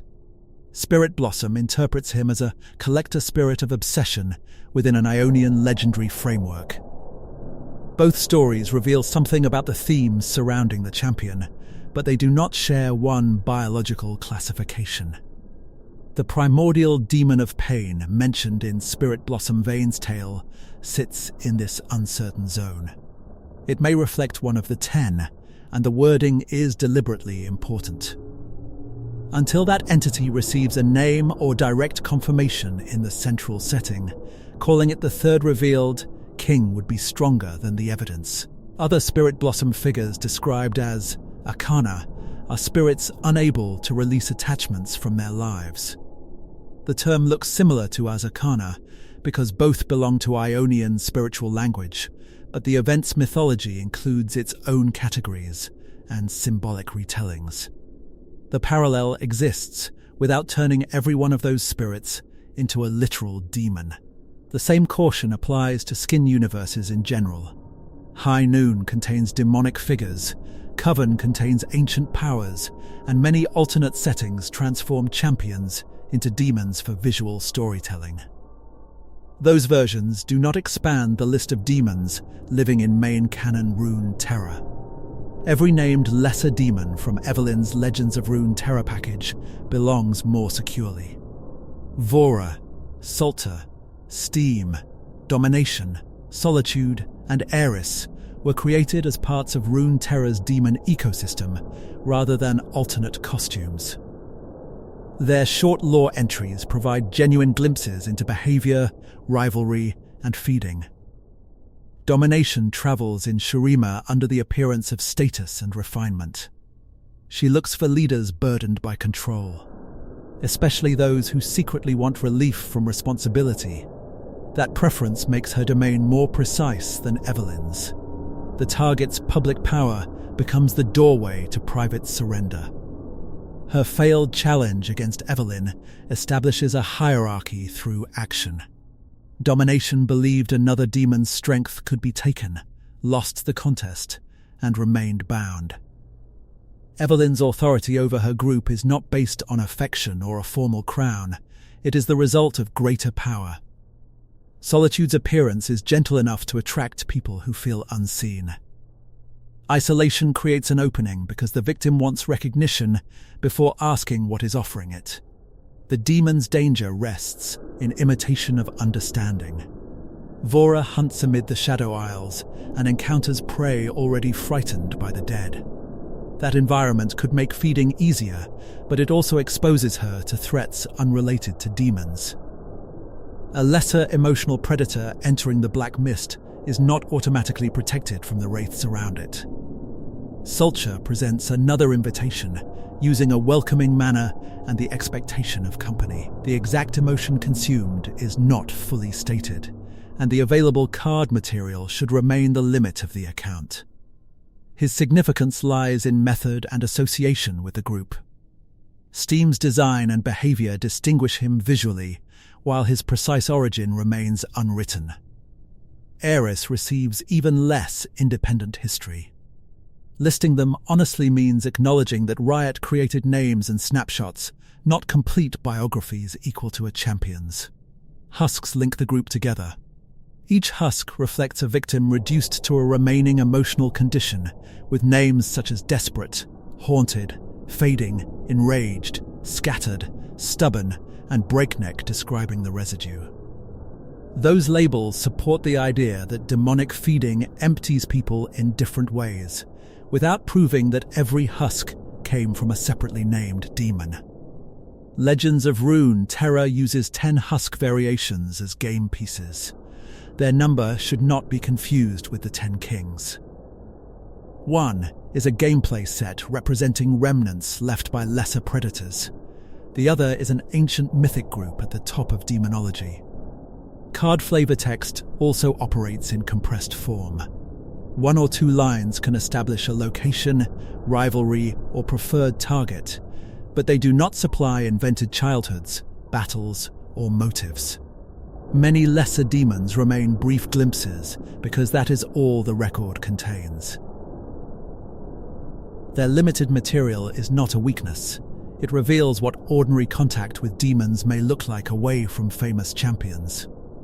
Most people in Runeterra will never stand before a primordial king. They are far more likely to meet a quiet predator shaped around loneliness, control, or another private need. That everyday scale leads back to Azakana. Unlike the named group around Evelynn, Azakana often begin without stable personal identities. They attach to narrow negative emotions, follow a host, and strengthen as the emotion repeats. Ionia's spiritual traditions give people methods for recognizing them, but the Noxian invasion produced more pain than those traditions could easily contain. Entire communities carried memories of occupation, betrayal, and loss. The land's close connection to the spirit realm allowed those emotions to attract hungry spirits. And Azakana does not create every feeling it consumes. A person may already carry guilt before the demon arrives. The spirit encourages that guilt, draws attention toward it, and makes resolution more difficult. Feeding and manipulation reinforce one another until the emotion begins to define the host. Specificity is the key. Fear of change differs from fear of being forgotten. Jealousy differs from resentment. Self-doubt differs from doubt directed at another person. An Azakana can become adapted to one of these narrow patterns, in the way an animal adapts to one source of food. Continued feeding may allow a lesser spirit to develop into a broader demon, though the lore does not provide a timetable or guaranteed sequence. Calling Azakana the seed or early stage of demonhood captures the idea better than treating every one as a tiny version of Fiddlesticks. Names carry unusual power over them. An unnamed emotion feels limitless because the host cannot separate it from the self. Once the Azakana's true name is found, the feeling can be recognized as something with boundaries. Yone uses that principle in his hunts. His path toward Azakana began with death, guilt, and a conflict with his brother. In life, Yone was a respected swordsman and the older half-brother of Yasuo. When their master died during the Noxian invasion, Yasuo became the accused, and Yone pursued him according to duty. The brothers fought, and Yone died by Yasuo's blade. In the spirit realm, an Azakana that had been feeding on Yone's negative emotions attacked him. Yone defeated the creature, but victory did not release him into the ordinary afterlife. He awakened again in the material world with the Azakana's mask attached to his face. A new demonic blade accompanied him, and the bond gave him the ability to perceive spirits that most people could not see. Yone returned neither as the man he had been, nor as a demon fully in control. The mask cannot simply be removed. It represents a connection Yone does not understand, and much of his journey centers on learning the name of the Azakana bound to him. Until he finds that name, he cannot know exactly what the creature is, or what the bond may eventually do. Rather than continue pursuing Yasuo, Yone began hunting other Azakana. Defeating one allows him to seal it into a mask after discovering its true name. The collection hanging around him is not decoration. Each mask records a specific emotional predator denied further access to its victim. This method gives Yone a role different from Shen's work with the Kinko. The Kinko protect balance between realms and may banish spirits that threaten it. Yone moves as an independent hunter, using the power of one Azakana against others, while searching for an answer about himself. His story also avoids the simple claim that every painful emotion is an outside monster. Yone carried guilt before the Azakana attacked. Yasuo carried his own burdens, and Ionia's wounds came from real war. The demons exploit those feelings. They do not erase the mortal causes behind them. Naming an Azakana is not the same as denying responsibility. It separates the predator from the wound. A person can recognize manipulation while still confronting the choices, memories, and relationships that made the emotion possible. The animated story Kin of the Stained Blade places that idea beside the brothers' unresolved history. Yasuo prepares to leave Ionia while memories of Yone continue shaping him. The Azakana threat grows around emotion that neither brother has fully settled, forcing them into a conflict that is spiritual and personal at the same time. Yonen's return does not undo his death or restore their former relationship. He speaks with the distance of someone whose purpose has changed, and Yasuo cannot simply repair the past through one reunion. The brothers can recognize what happened without pretending the wound never existed. An Azakana tries to turn that wound into permanence. Its strength depends on emotions circling the same point, unable to move. When Yone names and seals such a creature, he interrupts the cycle that allows it to become stronger. The masks provide one of the clearest visual records of demon hunting in Runeterra. Fiddlesticks leaves rumors, Tahm leaves cautionary tales, and Evelynn leaves scattered cases that few connect. Yone carries evidence. Every sealed face proves that a narrow hunger had begun developing an identity. No official source gives a complete catalogue of the masks or a confirmed name for each one. Artwork suggests variety, and stories supply examples of the kinds of emotion Azakana consume, but assigning a full biography to every mask would turn design detail into unsupported canon. Yone's own mask remains the most important. He has defeated the attached creature physically, yet the bond persists because he does not know its true nature. The hunter can identify other people's demons more easily than his own, which gives his journey a purpose beyond collecting trophies. His dual swords express the same split. One belongs to the warrior he was in life. The other comes from the Azakana bond and reaches spiritual enemies. Together they allow him to move between mortal combat and a layer of reality ordinary weapons may not touch. The Kinku Order developed another approach over generations. Its task is to preserve balance between the material and spirit realms, not to destroy every spirit that frightens a person. Shen, as the Eye of Twilight, must judge whether an entity belongs, whether human action created the disturbance, and whether banishment will restore balance. That discipline matters because Ionia contains helpful, neutral, mischievous, and dangerous spirits. Treating all of them as demons would cause more imbalance. A practitioner must understand the difference between a hungry Azakana, an ancestral presence, a nature spirit, and a creature reacting to damage in the physical world. Shen's spirit blade allows him to confront beings beyond ordinary sight. Accounts of Kinkyo activity include the banishment of harmful spirits, and Yone's story places Azakana within the same troubled setting. The two hunters can pursue similar threats while operating from different philosophies. Zed's Order of Shadow represents the historical break. During the Noxian invasion, restraint seemed inadequate to people watching their homeland suffer. Forbidden shadow magic offered immediate strength, but using it disturbed the balance the Kinko had protected. This creates a distant echo of Nocturne's origin. Mortal desperation leads to shadow techniques. Those techniques affect the spirit realm, and emotional predators benefit from the damage.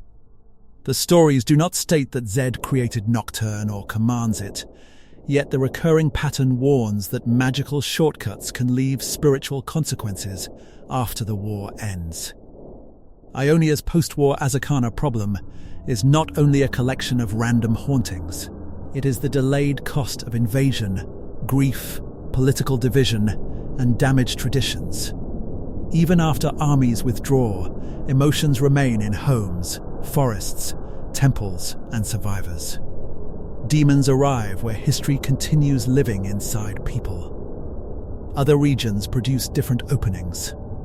Demacia's rural fear draws Fiddlesticks, while public suspicion of magic can delay recognition. The kingdom also produces hunters such as Vayne and Locke, whose methods rely on training, specialized weapons, occult knowledge, and a willingness to enter places official institutions may ignore. Vayne began with a personal mission. Older material portrayed her training under Frey after the loss of her parents, then killing her mentor when she discovered that Frey could transform through magic. That moment defined Vayne's refusal to separate useful magic from corruption, though Riot's 2026 revisions mean the exact status of older biographical scenes must be handled carefully. Current canon places the occult activity of her family and Locke's family closer to the center. What we fear and what we face reveal that demon hunting in Demacia has roots beneath respectable, noble surfaces. The families did not live in a kingdom free of magic. They concealed forbidden knowledge inside it. Locke grew up inside that hypocrisy. As Corvin Locke, he became an exorcist using soul nails and rites that Demacia's public ideals would hardly celebrate.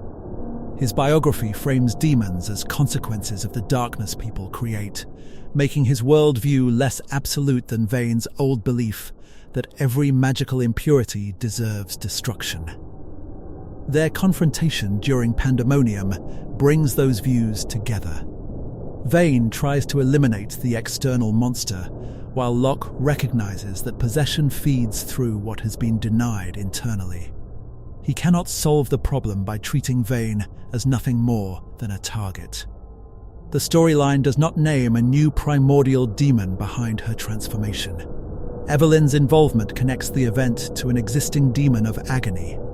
Any theory labeling the possession as a new demon of paranoia, vengeance, or obsession goes beyond what Riot has confirmed. This is a useful correction, because visual design invites classification. Hands, eyes, shadows, and altered colors can suggest an emotional theme, yet a skin or transformed appearance does not automatically reveal a new species.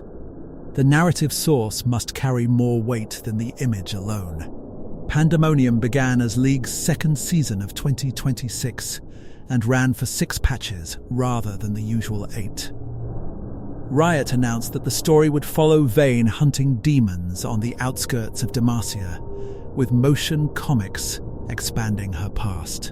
Locke arrived during the season as the Ashen Exorcist and the only new champion planned for that year. Seasonal skins such as Pandemonium Annie, Pandemonium Kindred, and Prestige Pandemonium Shaco belong to the season's presentation, but a demon-themed skin does not make every recipient a canon demon. Demon-cursed Vayne has story significance within the current arc. The classification of each cosmetic still depends on its narrative description. Annie's presence fits because her main canon connection to Tybaulk already exists. Shaco's presence fits his title and aesthetic even though his species remains unconfirmed. Kindred represents death rather than demonhood, showing that a thematic season can include adjacent supernatural imagery without rewriting every character's origin. Bilgewater has fewer formal demon hunters because its culture handles danger through sailors' knowledge, local bargains, mercenary work, and religious custom. Tahm Kench is remembered through names that function as protective warnings. Knowing not to answer the River King may matter more than knowing his place in the compendium. Nilah's arrival adds another kind of protection.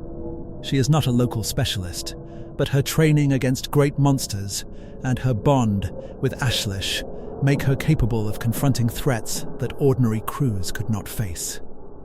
She also seeks information, treating Bilgewater as a crossroads where stories from many regions can meet.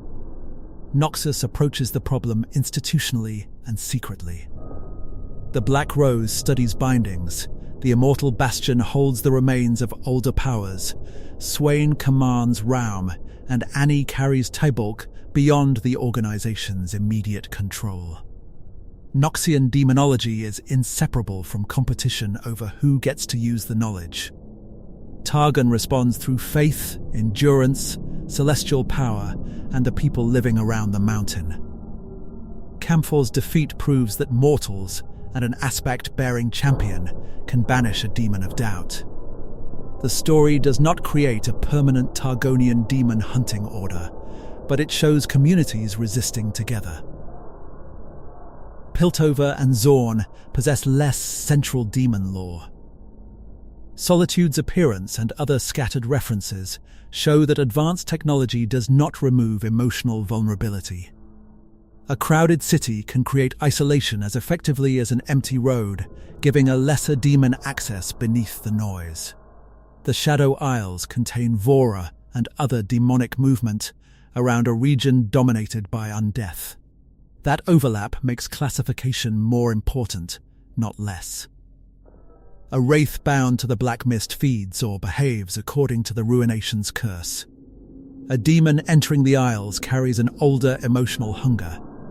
The Freljord has ancient spirit gods, trolls, Watcher-related terror, and harsh survival, yet few confirmed central demons.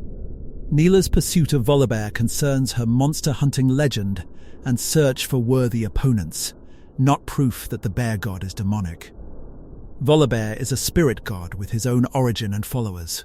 Shurima houses domination and provides countless ruins, ambitions, and political struggles a lesser demon could exploit.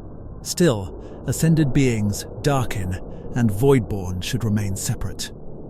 Aatrox may inspire fear and pain on a scale demons would notice, but he is a corrupted ascended bound to a weapon. The Void presents perhaps the easiest category mistake because its creatures appear alien and terrifying. Voidborn do not form from mortal emotion in the spirit realm. Their existence is tied to the Void and its opposition to created reality. Fiddlesticks may be described in language as ancient and alien, yet current lore still places it within demonology rather than the Void. Celestials and aspects occupy another distinct order. Ashlesh may possess power capable of threatening tremendous beings, and Nilah seeks opponents at that level, but power does not determine species. An aspect is not promoted into a demon by feeling fear, nor does a demon become celestial by defeating one. Yordles originate in the spirit realm and can be affected by the cultures around them. Their spiritual nature does not make them emotional predators. A Yordle may look strange to humans, while a demon may look perfectly human. Origin and hunger remain the reliable distinction. Vastaya descend from mortals transformed through spiritual magic and from the legacy of the Vastaya Shirei. They live, form communities, and inherit traits. Demons construct identities around feeding rather than ancestry in that sense. Undead champions vary widely. Mordekaiser is a revenant who built power after death. Thresh and Hecarim were transformed by the Ruination. Scion is a corpse animated through Noxian methods. None belongs among demons merely because death changed the body. This long separation of categories serves a practical purpose. Demonic appearance alone can turn the subject into a general list of frightening league characters, creating confusion rather than lore. Restricting the group to confirmed emotional spirits keeps unrelated species outside it. The same standard removes alternate universe demons. A skin biography can tell a complete story worth covering elsewhere, but adding every demonic skin would multiply the list without expanding Runeterra Prime. Spirit Blossom deserves brief discussion only because its terminology and primordial pain clue directly affect how fans interpret demonology. Once the false candidates are removed, the actual list is smaller but deeper. 4 champion demons stand at its center: Fiddlesticks, Evelynn, Nocturne, and Tahm Kench. Ashlesh acts through Nilah. Raum acts through Swain. Tybaulk acts through Annie and Tibbers. Atakhan and Camphor appear as powerful, independent or previously bound entities. Evelynn's associates and Ionian Azakana fill the lower levels. Even the phrase 4 champion demons may change as League adds characters. As of the 2026 Pandemonium season, Locke is a demon hunter rather than a demon. And Vane's corruption does not create a newly confirmed species entry. The newest official events expand the conflict without changing the established list. With the regions and hunters in place, the deeper question becomes how demons are actually stopped. Runeterra provides several answers, each depending on what part of the creature a defender can reach. Ordinary physical force can disrupt a manifested body. Breaking Fiddlesticks' frame, striking a possessed target, or destroying an object used as a vessel may interrupt an attack. That is often only the first layer. A body assembled or borrowed by a spirit can be replaced if the essence remains free. Spiritual weapons reach farther. Shen's blade, Yone's Azakana sword, and other enchanted tools can interact with beings that conventional steel may pass through. The weapon matters because the fight is occurring partly in another realm. Petricite absorbs or redirects magic, making it valuable in Demacia. Specialized hunters build tools around materials and rites, rather than assuming one crossbow bolt solves every supernatural threat. Locke's nails and exorcist practices continue that tradition through a more openly occult path. True names create another form of control. Yone's hunts show that defining an Azakana can reduce its power and allow sealing. A name is not simply a convenient label. It marks understanding precise enough to separate the spirit from the emotion it has occupied. Ritual imprisonment works at far greater scale in Atakhan. The 7th layer maintains Ashlesh's prison through continuous discipline. A primordial demon cannot be treated like a mask hanging from Yone's belt, so an entire order and way of life surround its containment. Mordekaiser used domination rather than balance. He forced Tybaulk and another demon into service through magical authority. The Black Rose preserved pieces of that knowledge, while Swain repeated the principle in a personal contest with Raum. Powerful magic can purge a possession. Lux's light at Fossbarrow provides the clearest example against Nocturne. Success depends on the attacker, the demon, and the state of the victim, so this should not become a universal rule that every light spell defeats every demon. Human resolve matters because the feeding process depends on emotion becoming self-reinforcing. Pantheon and his allies resist Camphor by continuing despite doubt. Yone helps victims confront named feelings. Locke pushes Vane toward what she has buried. These victories are not achieved through cheerful thinking. They pair emotional recognition with supernatural action. Bargain demons create a more ordinary defense. Refusal denies Tahm Kench the sequence he needs. The advice sounds simple when heard before desperation arrives, which is why cultures preserve his stories. A warning remembered at the right moment can function like a weapon. Against Evelynn, recognizing the lure may prevent proximity, though her ability to adapt makes one fixed warning unreliable.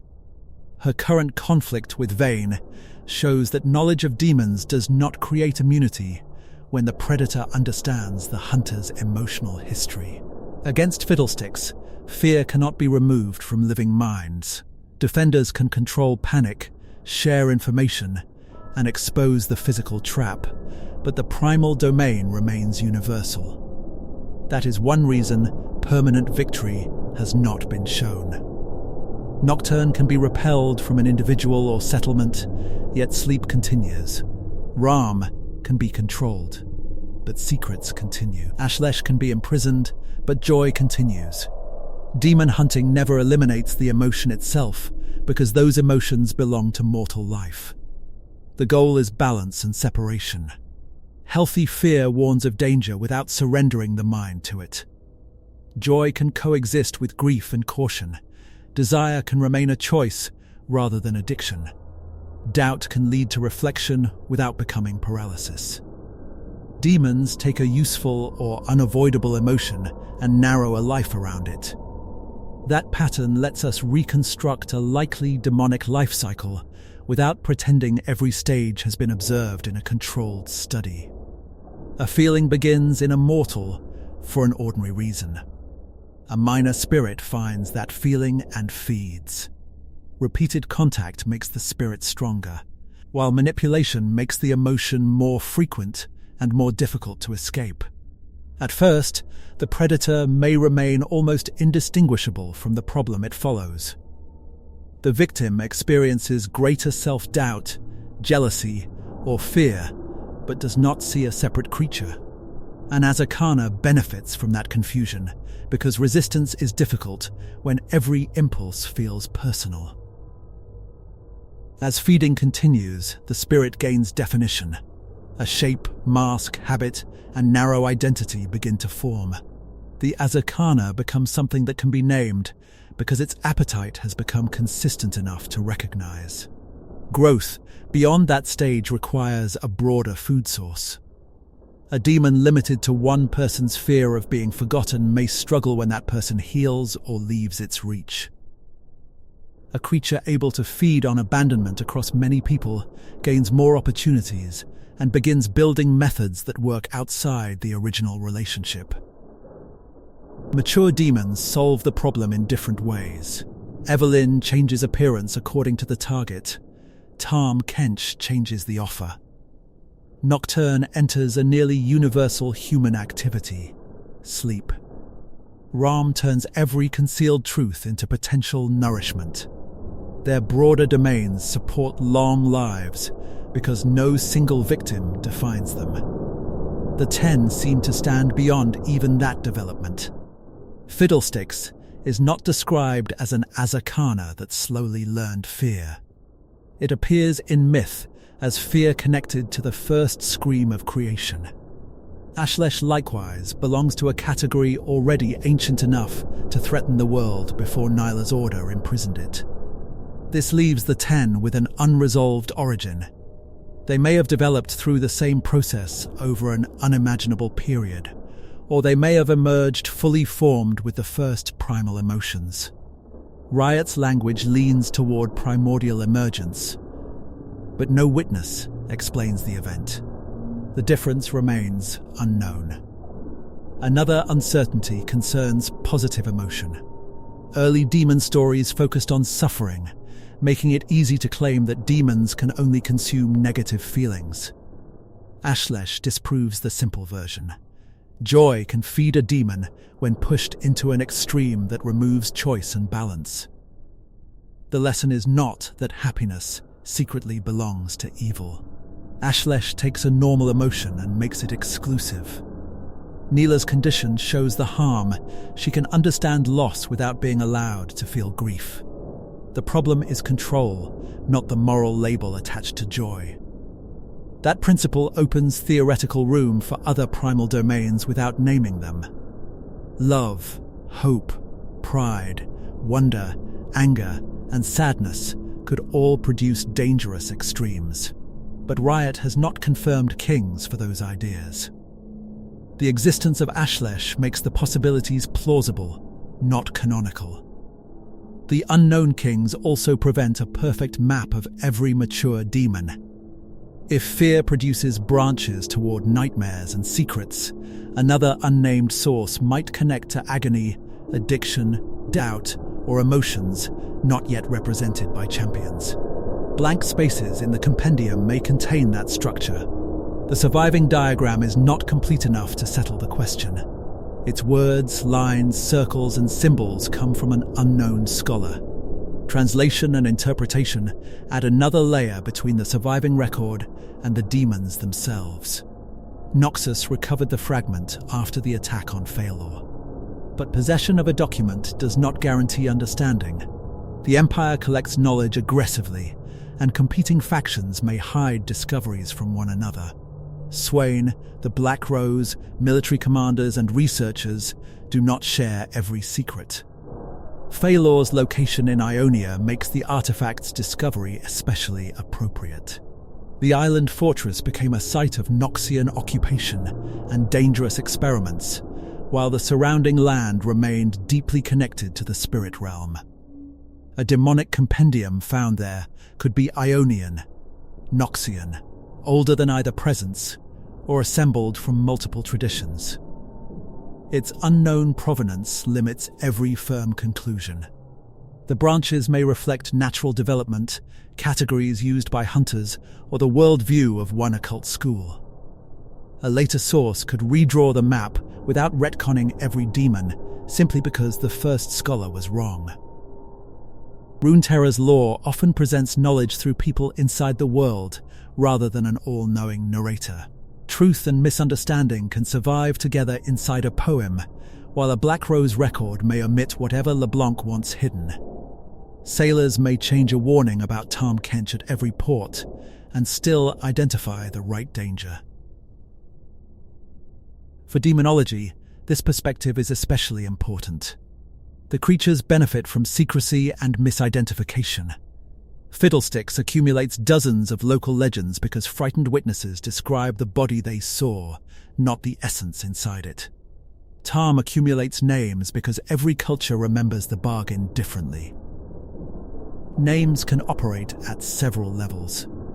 Public names allow stories to travel, titles describe hunger, and true names expose the precise nature of lesser demons. Those three things need not be identical. Tahm Kench offers a famous example of unstable naming. The name is connected to one of the River King's tales, rather than presented as the demon's original identity. The creature is older than that story, and known elsewhere by other titles. Evelynn chose or acquired a name useful among mortals. Nocturne's name describes night and fear more than a mortal family identity. Fiddlesticks sounds like folklore attached to a constructed body. Raum, Tybaulk, Atakhan, Camphor, and Ashlesh may be closer to occult names. But the lore does not publish a rule explaining which names grant control. Yone's technique works because he uncovers the exact name corresponding to an Azakana's emotional nature. Simply shouting a champion's public name would not grant the same power over Evelynn or Tahm Kench. If it did, these demons could not move openly through stories. This makes the search for Yone's own Azakana name more complicated than identifying one feeling he experienced. Guilt, duty, failure, resentment, grief, and obsession all touched his path toward Yasuo. The attached spirit may feed on one of those, a combination, or something the story has not yet revealed. Fan theories often select regret because it fits Yone's death, while others suggest obsession because the pursuit consumed him. Neither has been confirmed. His ignorance remains part of the character's tension, so solving it early would weaken the question Riot intentionally preserved. The masks Yone creates after a hunt can be interpreted as containment through definition. An emotion without boundaries spreads through a life. Once identified and separated, the Azakana collapses into an object that no longer directs the victim. That symbolism does not mean ordinary people in Runeterra can cure demonic influence by learning vocabulary alone. Yone combines naming with supernatural perception, combat, and a blade capable of affecting spirits. The emotional insight makes the sealing possible, while the weapon and bond let him perform it. The same combination of knowledge and force appears in every successful containment. Nilah knows Ashlesh's rituals and holds enough power to channel the prison. Swain understands Raum well enough to reverse control and possesses the will to maintain it. Mordekaiser studied the realms beyond death and imposed bindings through overwhelming magical authority. Ignorance creates the opposite result. Annie can call Tybaulk through Tibbers, but she does not possess the full history of the demon or the Black Rose. That gap allows other people to pursue her power and leaves uncertainty about what the bond may become. Vayne knows how to kill many supernatural creatures, yet knowledge organized around hatred leaves a different blind spot. Evelynn does not need to hide what she is forever. She needs Vayne to keep responding through the pain that defines their relationship. Knowledge alone cannot defeat Tahm Kench either. A desperate person may recognize the River King and accept the offer anyway. Demon stories repeatedly show that information becomes protection only when a person can act on it. Competition between demons complicates the life cycle further. A mature demon can consume or bind a weaker rival, as Evelynn did after Domination's challenge. This may accelerate growth without requiring more mortal victims. No source confirms that all demons seek one another for food. Evelynn's group shows the possibility, not a universal diet. The behavior fits creatures organized around appetite, especially when another spirit holds concentrated emotional power. The 10 may be too powerful for such ordinary competition.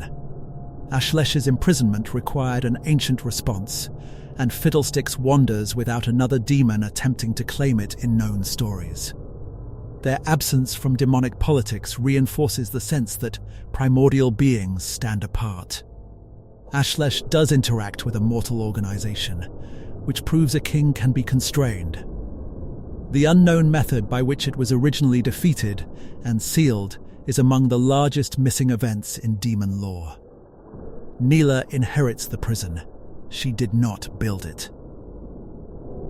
The tradition that Ashlesh once moved with 9 siblings may describe the 10 acting together, but no current event shows the group assembled.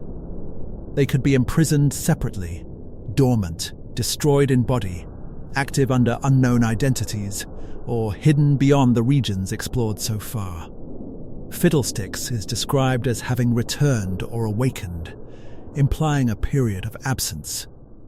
The lore does not give a date for that awakening, or explain where its essence remained. Rural sightings establish the present threat without filling the gap. No source confirms that the other kings are asleep in identical prisons. Ashlesh is imprisoned. Fiddlesticks is active. Those 2 cases already demonstrate different conditions, leaving 8 unknown possibilities. The primordial demon of pain from Spirit Blossom tradition may indicate that Ionian myths remember another one. But the tale exists through a festival that turns spiritual ideas into legendary roles. The clue belongs in the record, while the central list must stay at 2 confirmed names. This restraint becomes more important when discussing Fiddlestick's voice. The ancient fear utters fragments associated with other champions and demons, and some words helped establish hidden identities. Because the creature mimics rather than lectures, a single spoken term may name an emotion, recall prey, or react to a power it recognizes. Agony points toward Evelynn. Nightmares point toward Nocturne. Secrets point toward Raum. Joy later gained a direct connection through Ashlesh and Nilah. The pattern supports the demon domains, but it does not prove every word belongs to a king. If every named domain in Fiddlesticks' interactions represented one of the 10, familiar mature demons would suddenly become primordial, despite biographies indicating otherwise. The better interpretation is that Fiddlesticks recognizes multiple levels of demonkind. The compendium supports that layered reading.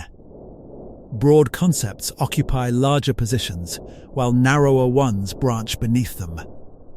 A word on the page may describe a category containing several creatures, rather than one unique demon. This is why counting demons produces different answers. Counting only champion bodies gives 4. Adding demons bound to champions raises the number. Adding Atakhan, Camphor, Evelynn's associates, every Azakana mask, and unnamed minor spirits raises it again. Counting the 10 includes entities without revealed names. The title Every Demon should promise complete coverage of documented categories and individuals, not a false exact total. Riot has not published a final registry. New stories can name a demon that was always present off the page. As of July 2026, the most recent narrative expansion concentrates on demon hunters and possession rather than revealing the remaining kings. Pandemonium brings demons into Demacia's seasonal story, adds Locke, revises Vane's history, and returns Evelynn to an active role. The decision is meaningful. Riot could have answered the compendium by naming another primordial ruler. Instead, the season focuses on the human conditions that let demons enter. Locke's central belief that demons are consequences rather than first causes turns the old hierarchy into a personal story.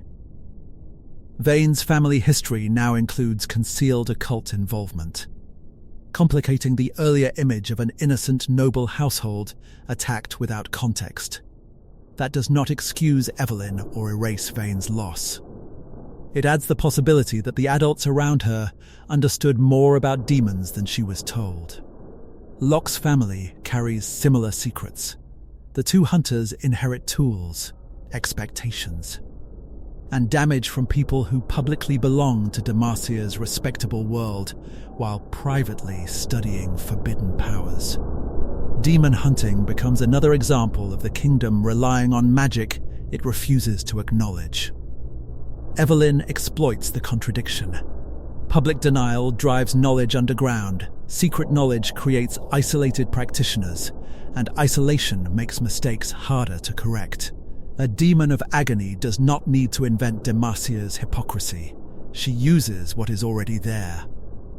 The seasonal story also brings Annie's existing bond into the wider theme. Her power is not a new pandemonium invention. Tybaulk's history gives the season a bridge from Demacia's outskirts to Noxian occultism and Mordekaiser's ancient empire. Locke's release supplies a champion whose entire identity is built around exorcism rather than one personal target. Vane hunts because of Evelynn. Yone hunts because of his mask.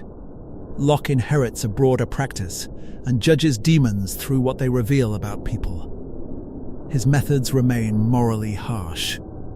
Exposing darkness inside every soul can become an excuse to treat everyone as corrupted. And the official biography presents him as intent on making the world more honest, one exorcism at a time. The line between cleansing a demon and punishing a person may become one of his future conflicts. Pandemonium ends without solving all of those questions. The current material establishes the motion comics, possession, and Locke's intervention, while the wider future of Vane and Evelynn remains open. Recovery, permanent transformation, and a final defeat have not been confirmed. That open ending resembles demon lore as a whole. Fiddlesticks remains active. Ashlesh remains imprisoned and channeled. Evelynn remains connected to Vane's story. Nocturne can return through dreams. Tahm continues wherever desire invites a bargain. Raum still watches through Swain. Tybaulk's relationship with Annie remains unresolved. Atakhan's modern role has expanded without a full emotional identity, and Camphor's banishment does not provide proof of destruction. Yone still lacks the true name of the mask he wears. The unknown is not empty space to fill.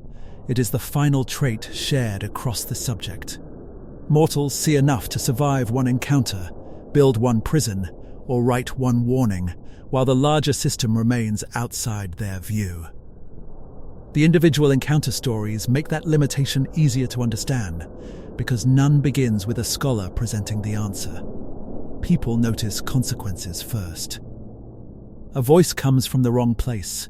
A village shares a nightmare. A stranger offers impossible luck. Or a private fear begins responding like another mind. In Voices, the Fiddlesticks story opens with an old Dalmatian poem about 10 rulers.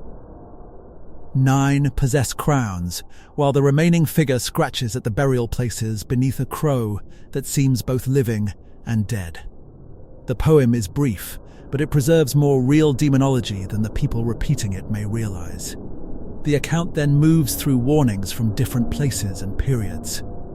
Each speaker tries to put a familiar shape around something that resists one identity: a scarecrow, a figure at the edge of a field, a sound inside darkness, and an old tale used to frighten children all point toward the same presence.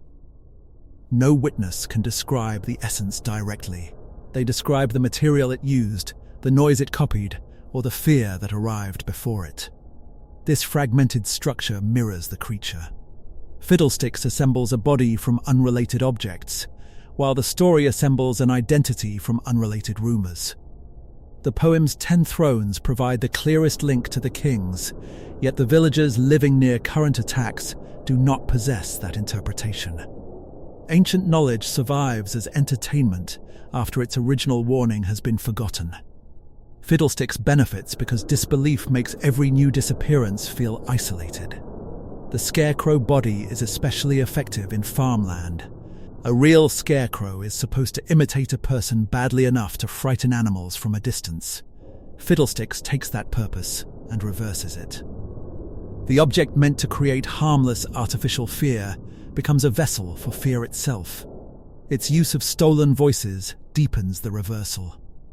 A human voice normally signals another person, help, or community. The demon turns recognition against the listener. The more familiar the sound, the less time the victim spends questioning whether to approach. This method also explains why Fiddlesticks does not need eloquence. A full sentence might expose misunderstanding. A short cry or repeated name only needs to activate memory. The victim supplies context that the demon may not understand. The ancient fear appears intelligent enough to choose useful sounds, yet Riot's portrayal avoids giving it a normal personality. It does not negotiate, explain its childhood, or describe a plan for ruling Runeterra. Its intelligence remains focused on hunting. That difference separates primordial awareness from human ambition. Ashlesh can pressure Nilah and seek freedom, while Fiddlesticks often resembles a law of nature, using tools. Both are kings, which proves that the category does not require one style of consciousness. For Demacia presents almost the opposite experience. The Nocturne threat develops inside a community, and the victims remain physically present while their minds become unreliable. Garen can assemble soldiers, question witnesses, and enter the affected area, but military order cannot stop a nightmare from moving between people. Fossbarrow's isolation helps the demon. News arrives slowly, explanations compete, and the kingdom's fear of magic discourages open discussion of supernatural causes. People know something is wrong before they possess acceptable words for it. Garen represents official Dalmatian strength. He trusts discipline, duty, and physical protection. Lux carries magical power she must conceal within the same society. Nocturne forces those two forms of strength into the same event, because neither can solve every layer alone. When the demon's influence reaches a person, striking the body could harm the victim without touching the controlling spirit.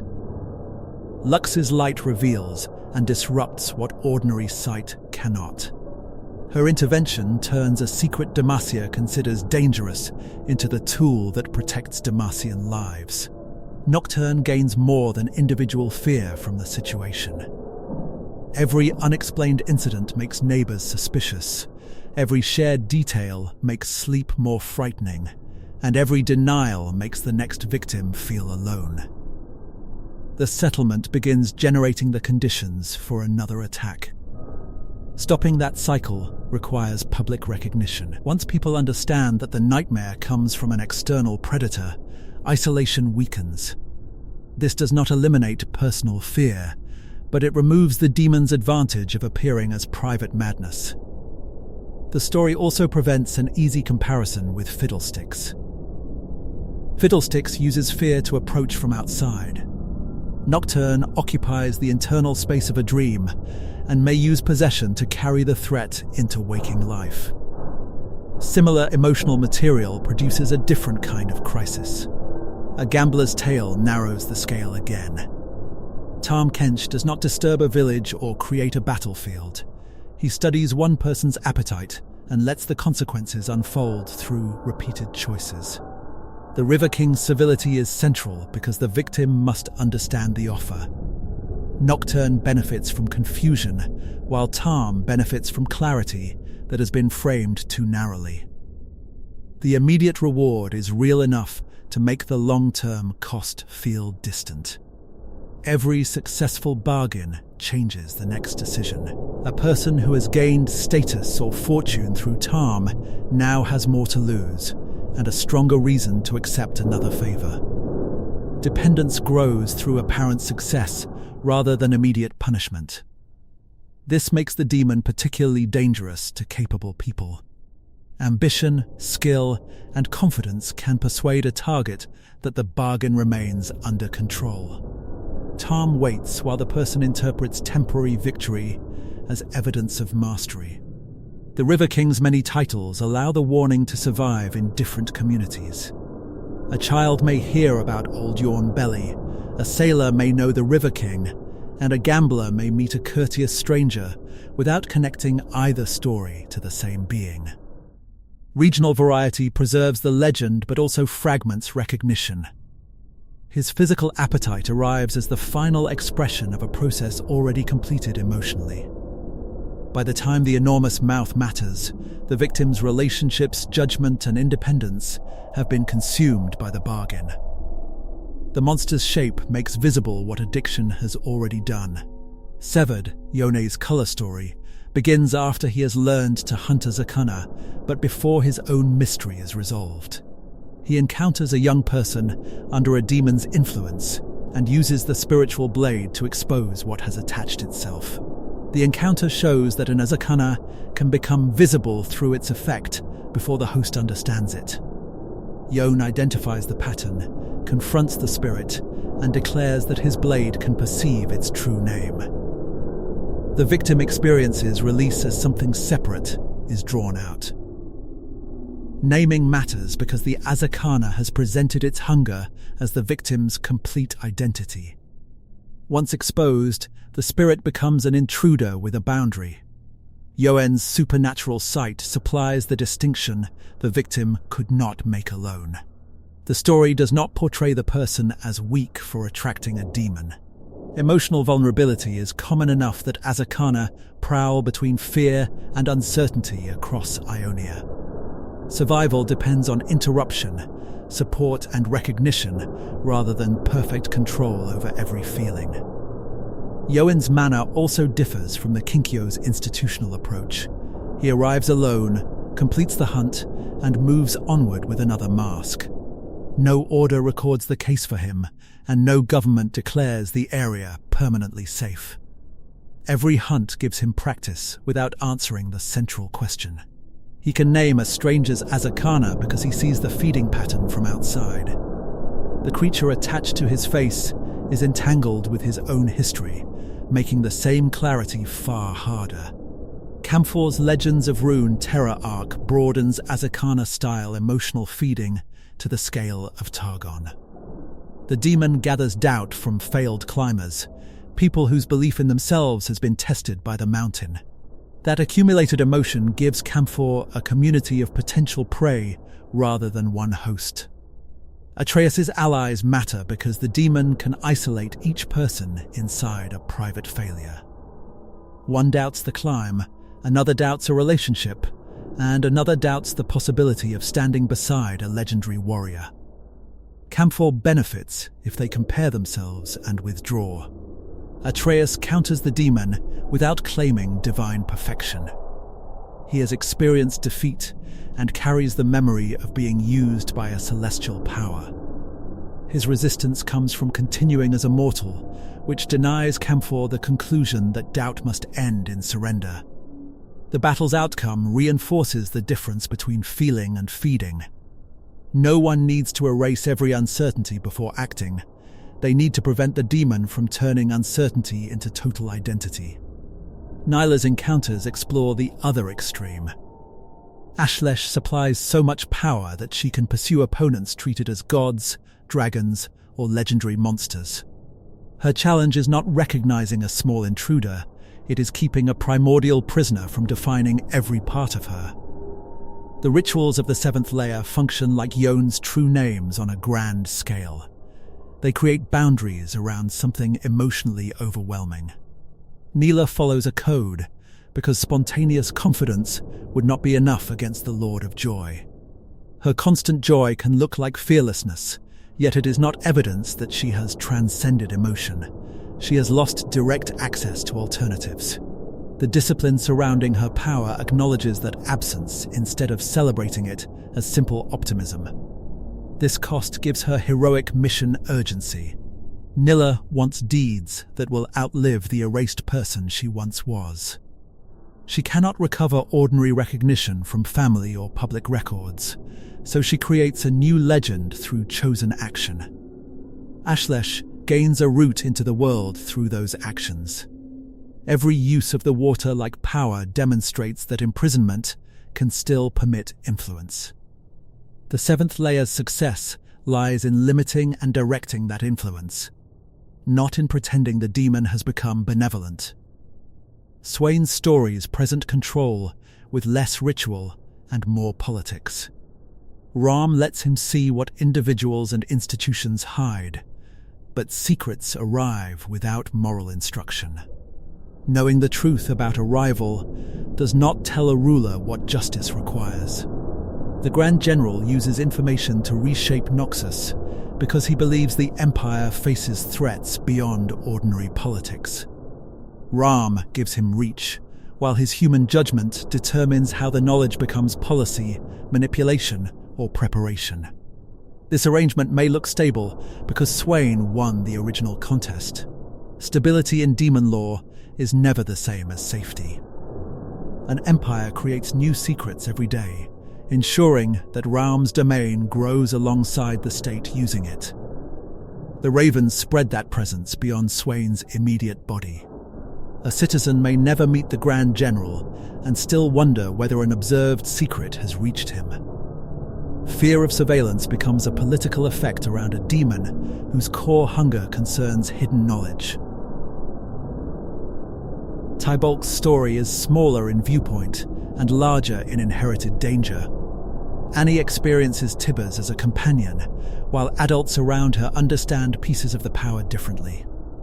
Ameline's past, the Black Rose's plans, and Mordekaiser's bindings all exist behind the child's relationship with a toy. The vessel protects Annie because emotional attachment and magic call forth the demon's strength. It also hides the ancient nature of that strength behind the most ordinary object she owns.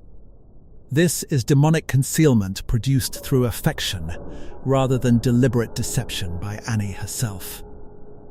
Her fire magic complicates attempts to separate human and demon. Annie possesses extraordinary power of her own. Tybaulk is not the sole source of every flame, and removing Tibbers would not turn her into an ordinary child. That distinction matters, because a bound demon often becomes an easy explanation for everything supernatural around a host. Nilah's training, Swain's political mind, Annie's natural magic, and Yone's swordsmanship remain their own. The bond adds power and danger without replacing the person's history. Atakhan provides less personal viewpoint. His lore is seen through the organizations and rulers trying to use him, and later through a gameplay role built around conflict.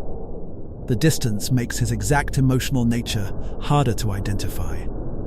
The forms associated with ruin and bloodshed suggest a creature responding to violence already underway. If that interpretation is correct, Atakhan resembles a battlefield predator rather than a planner who starts wars. The distinction remains important because attraction to conflict does not prove responsibility for causing it. The Black Rose's attempts to command such a being fit its long strategy. LeBlanc wants resources capable of opposing Mordekaiser, yet turning his former servants into weapons risks, rebuilding the system he once controlled. Camphor's defeat, Tybaulk's inheritance, Raum's control, Ashlesh's prison, and Atakhan's use all show that mortals rarely destroy demons outright. They redirect, banish, bind, or contain. The emotional source survives in the world, even when one manifestation loses. Evelynn's lesser associates demonstrate the same rule below champion scale. Domination loses a contest, but continues in bound service. A husk records consumption, while the predator moves onward. Victory and survival can exist in uncomfortable forms. The encounter stories also explain why demon lore spreads unevenly. A kingdom may record a military operation at Fossbarrow, while a bargain in Bilgewater survives as a tavern warning. Yone leaves masks without publishing research. The seventh layer guards secrets in a distant land. Swain has reasons to keep Raum's limits private. No single archive receives every account. Viewers can assemble a larger map because League stories cross regions and perspectives. But characters inside Runeterra rarely possess that advantage. Fiddlesticks may encounter a farmer who has never heard the Ten Kings poem. Tahm may approach someone who knows his name but dismisses the lesson. An Ionian may understand spirits yet hide the emotion attracting an Azakana. Knowledge exists without reaching the moment when it is needed. Placing these stories beside one another does not mean Runeterra has solved the subject. We can compare records from separate institutions, while the people living through them usually see only fragments. Those fragments have also changed as Riot revised the setting. League began with brief champion biographies built around participation in an organization called the Institute of War. The modern Runeterra setting removed that framework and rebuilt many characters with regional histories, spirit rules, and connections that did not exist in their earliest versions. Nocturne, Evelynn, Swain, Annie, and Fiddlesticks all received major changes through that process. An old detail can resemble current lore while belonging to a retired continuity. Using every biography ever published would create contradictions rather than completeness. The safest standard is the current version supported by Riot's active champion pages, universe stories, cinematics, motion comics, and Legends of Runeterra material designed for the main setting. Older text can explain how an idea developed, but it should not overrule a later biography. Legends of Runeterra creates a separate question because its cards sometimes show possibilities rather than one fixed moment. Riot has used the game to expand regions, minor characters, and creatures, including Camphor and Evelynn's associates. Those additions belong to Runeterra's world, even when a particular card interaction is not a chronological record. Atakhan shows why the distinction can shift. Once known mainly through background and card material, he entered League's central seasonal presentation during the Noxian story. The creature did not suddenly begin existing in 2025. The newer appearance moved an older entity into a more visible layer of canon. Camphor has not made the same transition into League as a champion or map monster. But the Targonian story remains valuable. requiring every demon to appear on Summoner's Rift, would erase much of the world beyond the competitive game. Spirit Blossom requires a firmer boundary because the event intentionally casts champions as figures inside Ionian myth. The mythology can reveal cultural beliefs, but the champion wearing the role may not represent the same main canon individual. The primordial demon of pain remains the strongest unresolved example. It is described with language that resembles the 10, and its ancient scale makes that reading possible. The absence of a central canon name, prison, host, or direct appearance prevents certainty.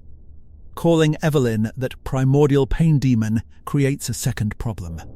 Her modern biography gives her a developmental origin during the Rune Wars, while a primordial king would predate recorded mortal conflict by an immense span. Similar emotional food cannot erase that difference. Shaco produces another long-running disagreement. His title, Demon Jester, feels decisive until the biography is examined. The current text gives him the history of a marionette altered by dark magic and loss. It does not describe an emotional spirit feeding like an Azakana. That biography is unusually short and may receive another update, especially because Shaco appeared prominently in the 2026 demon-themed season. Until Riot publishes that update, changing his classification in advance would be prediction. The Pandemonium cosmetics increase the temptation. A demonic Shaco design fits so naturally that viewers may assume the season confirmed his species. Theme and canon remain different questions. The new material can foreshadow a rewrite without completing it. Kindred's inclusion creates a useful test. Nobody needs to classify the Eternal Hunters as demons simply because they share a season with Vayne, Annie, and Shaco. Kindred embodies cultural ideas of death and belongs to a distinct spiritual identity. Annie sits between those examples because her main canon bond is already demonic. A themed appearance can highlight Tybaulk without proving that every detail of the skin is a literal change to her current body or history. Vayne's demon-cursed form carries stronger narrative support through the motion comics and Locke's champion rollout. Even there, the correct claim is that Vayne becomes demonically possessed or corrupted. Not that she has always been a demon, or now represents a new king. Locke's official biography is current and concise. It confirms his name, Demacian, occult ancestry, forbidden rites, and belief that demons arise as consequences of human darkness. It does not provide a list of every demon he has hunted, or a full manual for his exorcisms. His soul nails, ash, and self-directed magic build the impression of a practiced tradition. Future stories may explain whether his family learned from the Black Rose, an older Demacian order, or another source. The motion comics connect families and secrets without answering every institutional link. Vayne's rewritten past likewise remains in motion. The current account is accurate through July 2026, while older summaries may still circulate beside the newer material. Details that Riot has retired should not be treated as simultaneous events. The unresolved lore does not prevent clear answers to the biggest questions. Demons are emotional spirits. They manipulate the feelings they consume. Their bodies are constructed or borrowed. Azakana occupy a narrower and generally weaker stage. Mature demons feed on broader domains, while the 10 stand at a primordial level. 2 kings are confirmed in the main setting. Fiddlesticks represents fear and is called the first of 10. Ashlesh represents joy and is bound through the prison guarded by the 7th layer, with Nilah channeling its power. The remaining 8 are not named in reliable main canon sources. A primordial pain entity appears in Spirit Blossom mythology, but that clue does not provide a complete third biography. The best-known developed demons are Evelynn, Nocturne, Tahm Kench, Raum, Tybaulk, and Atakhan. although the last two do not have precise, confirmed emotional titles. Evelynn's lesser circle adds Vora, Salter, Steam, Domination, Solitude, and Heiress. Azakana cannot be counted exactly because Yone has sealed multiple unnamed individuals, and Ionia contains others beyond the stories shown. Their importance lies in type rather than a final number. Each can form around a specific personal weakness, grow through feeding, and potentially become a more developed demon. The count becomes even less useful when unnamed husks and unconfirmed folktales enter the discussion. Identity and evidence matter more than an impressive total, especially when one ancient king holds more confirmed history than several lesser spirits combined. Honesty about the 10 kings requires a short answer. The group contains 10. Fiddlesticks and Ashlesh are confirmed, and old imagery uses thrones, crowns, circles, and branches. 8 names, 8 locations, and 8 complete histories remain unknown. Fan theories can still be interesting when labelled clearly. Some begin with lists of basic human emotions. Others connect the compendium's words to existing champions. A few treat the inner and outer circles as different ranks. None has become canon through repetition. The diagram's 3 inner points and 7 outer points invite interpretation, but placement alone does not tell us whether the groups represent age, power, state of imprisonment, or the unknown scholar's method. Fiddlesticks' association with the highlighted outer position complicates any simple claim that the center contains the strongest. The poem complicates it again by denying the first king a crown. Measuring power through crowns would exclude the oldest known being, while reading them as signs of imprisonment could suggest that Fiddlesticks is free and the others are bound. A purely poetic image would support neither theory. Riot's silence keeps all 3 possibilities open. The symbols remain strange because no surviving explanation chooses among them. Ashlesh's prison provides the only confirmed model for another king's absence. Ancient forces defeated or contained the Lord of Joy, and the 7th layer maintains the result. It is reasonable to wonder whether other orders guard other prisons across regions not yet explored. Cathkin's late introduction proves that the familiar map does not contain every answer. Entire cultures beyond the main regional focus may possess their own demon names, hunters, and warnings. The remaining kings could be known elsewhere without being known to Demacia or Noxus. Fiddlesticks' activity proves absence does not require imprisonment. A king can survive as folklore until conditions draw it close enough to be noticed again. Another unidentified member could already be active under a title mortals have not connected to the 10. No existing champion should be assigned that role without evidence. Powerful emotional themes surround many characters, but theme is not species. Amumu's sadness, Trindamir's rage, and Seraphine's empathy do not make them primordial demons. Nor does an unexplained origin guarantee demonhood. Shaco remains uncertain, while other mysterious champions belong to celestial, yordle, undead, or magical categories. Demon classification needs the feeding pattern or direct confirmation. This evidence-first approach produces a smaller circle of certainty and a larger ring of honest possibility. It may sound less dramatic than revealing 10 secret names, but it matches the way the lore is written. The emotional domains themselves form the final shape. Fear expands outward through Fiddlesticks and narrows into Nocturne's nightmares. Agony grows through Evelynn's adaptation. Addiction walks beside Tahm Kench's bargains.